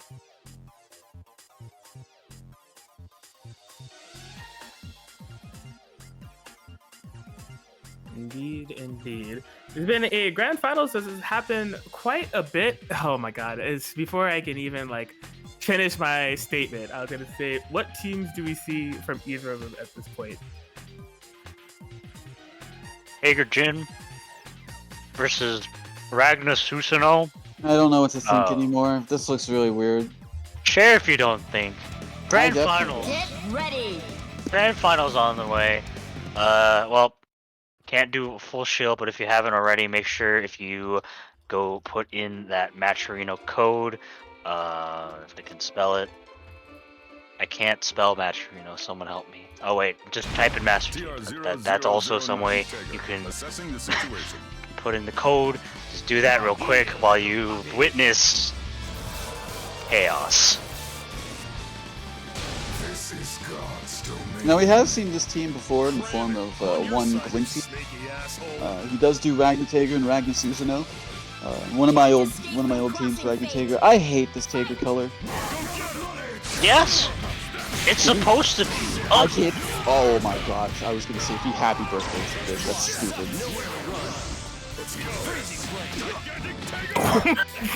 So, unironically, that's actually pretty scary.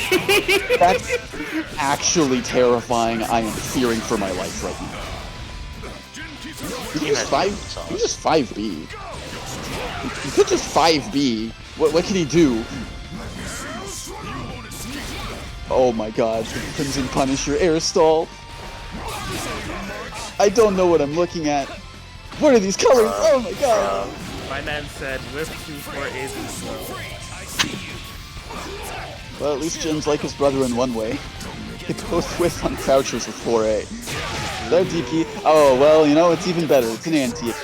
No big punish!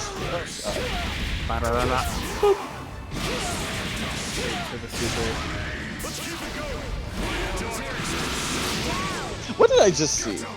What am I still seeing? Oh, you're seeing Mountain Dew take. Why was... I mean, I guess... Actually, no, why was that the option? You know, he probably anticipated something else. Or, I was. He could have comboed off of that, but whatever. He's still getting the Resonance version of Taker Buster. And, yeah, Ragnar's probably dead. Oh, never mind. Taker is actually dead. In my mind, I was thinking, well, here's the thing. If Yosuke Scrub just simply guesses right 3 more times, he can win. But that was not the case. Taker DP not being a savior. Yeah, I had to hold that, unfortunately, and yeah, Ragna 5 BB is kind of weird in terms of what it actually hits and doesn't hit. Yeah. Get ready. Get ready. Yeah, Tager DP can kind of be Saugers against like very disjointed moves, and I'm guessing 5BB is just incredibly disjointed, at least from that range. So that's why that interaction happened. Having someone watch my back isn't half bad. I still hate this team comp color. It looks terrible. It Please looks... just end my suffering already. Just end this set so I don't have to see it. God's domain. Cram it. I'm on your side. Yeah, Snake. whenever you wrap it up. Can't escape. I'm trying to watch Fauna and Mume, alright? Go snap. Oh my, yo, the E30 commands. Yo, you're cutting into. This is the power hour right here. What do y'all think you're doing? Just 5B. Just 5B through that. It's projectile. Is it? I don't know! Deadass, I don't even know how to do that, honestly. I just try to jump over him. It's just like... Let me see if I'm capping. Hold on. Let me see if I'm capping. No, that's a projectile. I see! You can just 5B through that. Why isn't 5B through that? God shake, angry, shaky jazz hand of death is too spooky, man. He set up the 236B all the way up there. He anticipated the jump, okay? I mean, you know, just Susanoo does his best starters off the jumps, right? I don't know! Are you sure about that? No, that's... I was rhetorical. Hold on, please. Ah! Well, whatever the case may be, once again, we are seeing solo Resonance level 2. I know how this goes. It doesn't go very fine. Sparkle. Alright, alright. Oh, you know, the classic. Oh my god. Oh my god. You know what? That's a valid answer. Oh, going for the fancy routes.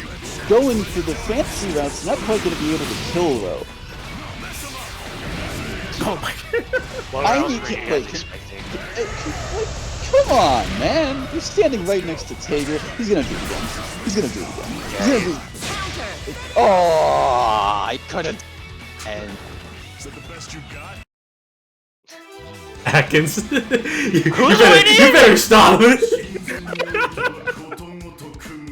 winning? I don't know if anyone's winning right now. Is there really a winner here? Ragnar and Susanoo. Monkey Yes? but the question is, are they really winning? Fine winning.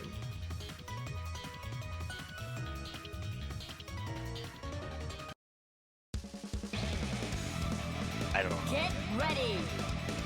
Someone... Get ready. Shout out to PC Tag. I don't know what I need to shout them out for, but clearly the ghost is here, and I need to dispel it, because this is some PC Tag ass looking BB Tag right now with how cursed it is. The ghost of PC Tag is always here. It's always present. It's just waiting for its time to strike whenever we're most vulnerable. And it always seems like we're most vulnerable at any given point. Escape from crossing fate. Yes! Fight. Game 3, question mark? I don't know what to say. Yo, combo?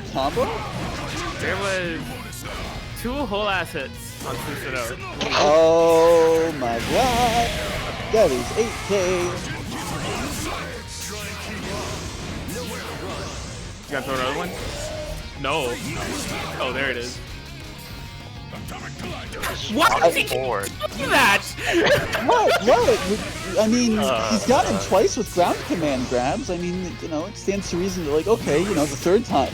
Hey, yeah, the third time he's just kind of like, yeah, he's gonna jump, right? Whoa. Anytime I see Tager backdash actually work, I'm just like, I fear. I fear for the opponent. Oh my god, the whip side is on the 5A.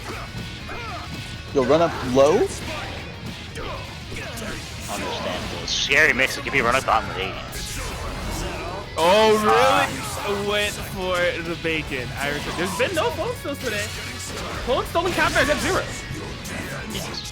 Look, it's just balancing out what we saw from last week, okay? Yes. Smash? Trying to bait a burst? I knew it. I used to be a Tager player myself. You never leave the Tager brain cell.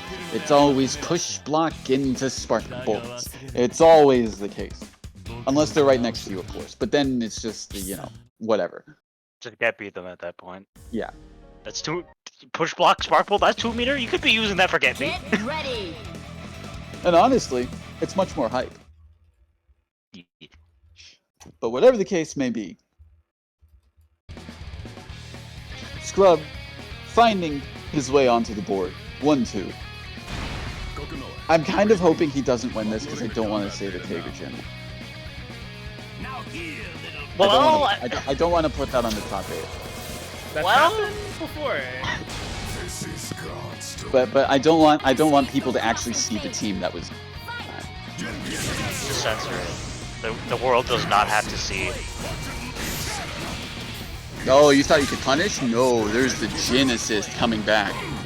Oh, you could have air command grabbed and that could have been terrifying.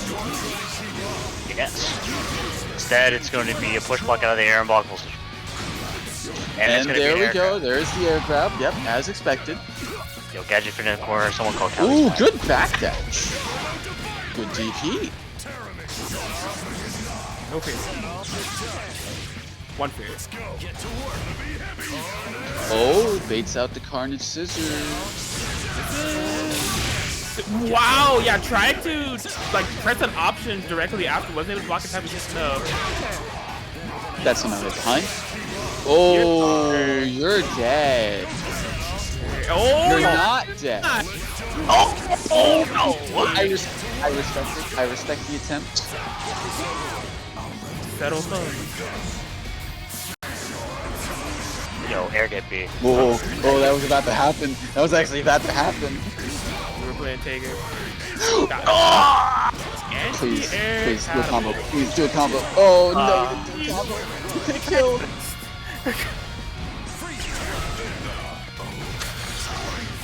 Oh, he's still not dead. He's still not dead.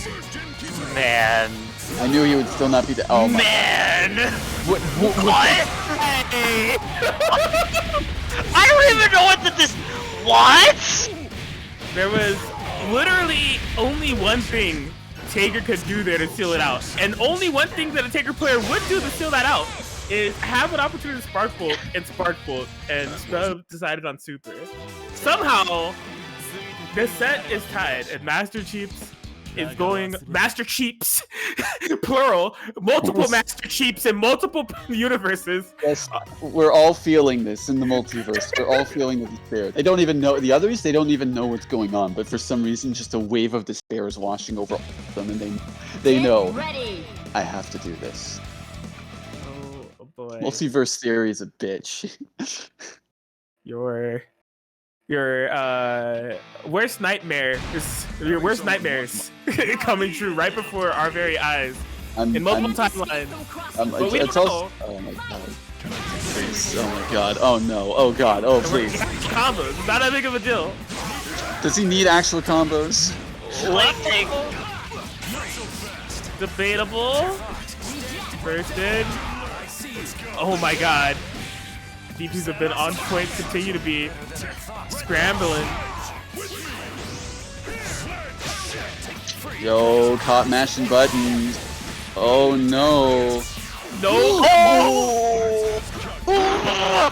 Yo, face Scrub is the best Tager player in it.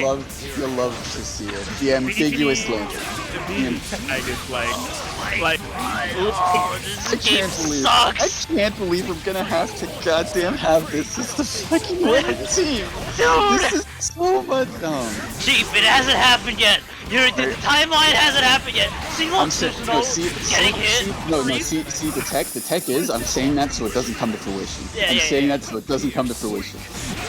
I would have laughed at that actually. Oh no. Oh no. Chief, it's happening. Oh no. Oh Please no. tell me it's not happening. Not like this. Not like this. Not like this. back to your friends in this universe, in that universe, in every single universe. There are multiple goodbyes that have been said as Yo Fame Scrub has given more WNF wins with Tager Jin than like mad other teams, I have nothing else.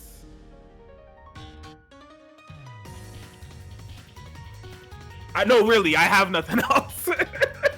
I mean, Maturino is there. I'm typing in all caps. Let me retract that. Let's type Master Chief because he's the real one. I don't think I'm real anymore. I think my body and soul have just departed from this universe. You're only hearing my voice from the ether because I don't exist. I told Aragna I don't exist.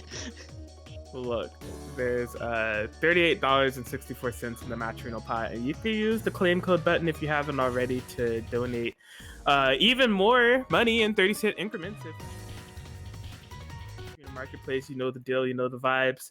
And Mume is on. I'm gonna keep this short. Yo, Parsec is next week. Paulay hosts that. We host that. It's gonna be here, same time, same place, 1 week from now. And we'll all be here to join you for the Parsec action. Thank you all. Thank you, Chief. Thank you, Lon. Thank you, Me30. That's a wrap.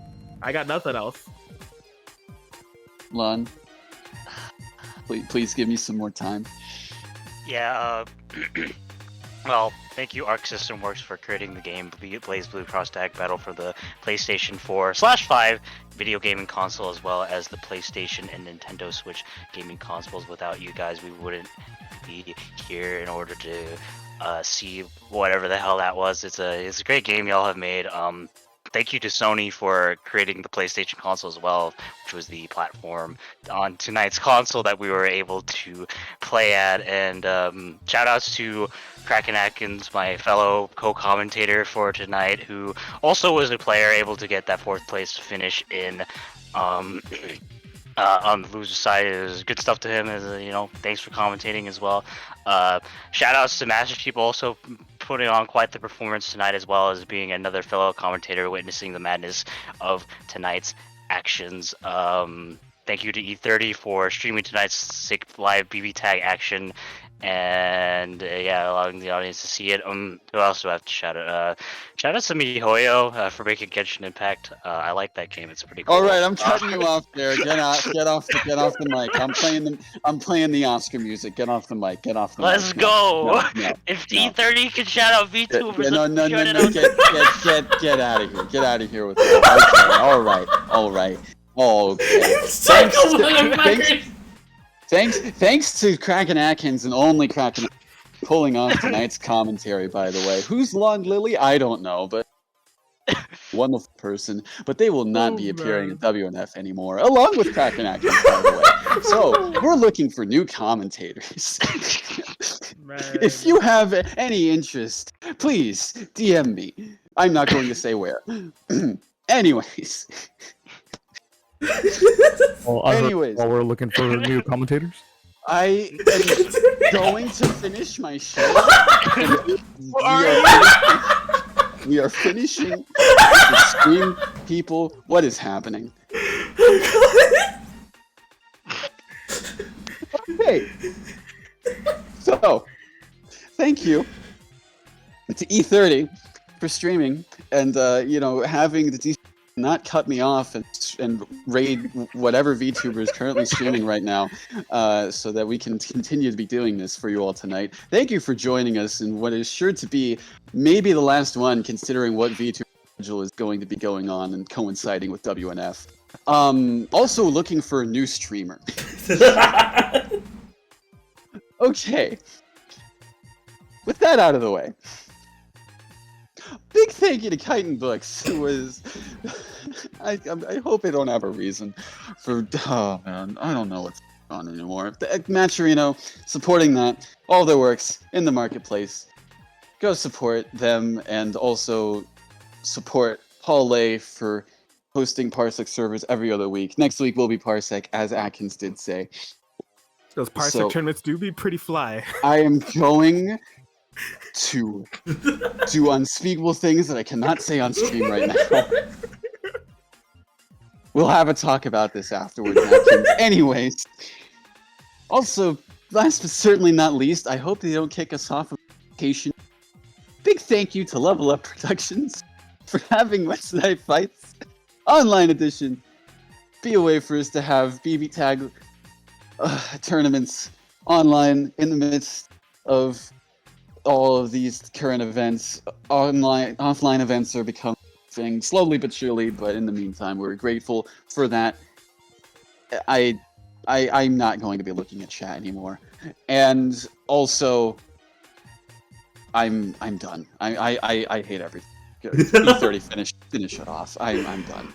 Alright, all good things must come to an end because there are better things ahead of us. Thank you for tuning in, everyone. This has been WNF Online Edition, episode 33. It's been a pleasure. Reminder again, Parsec is next week. But for now, stay safe, stay beautiful, tell your friends and family you love them.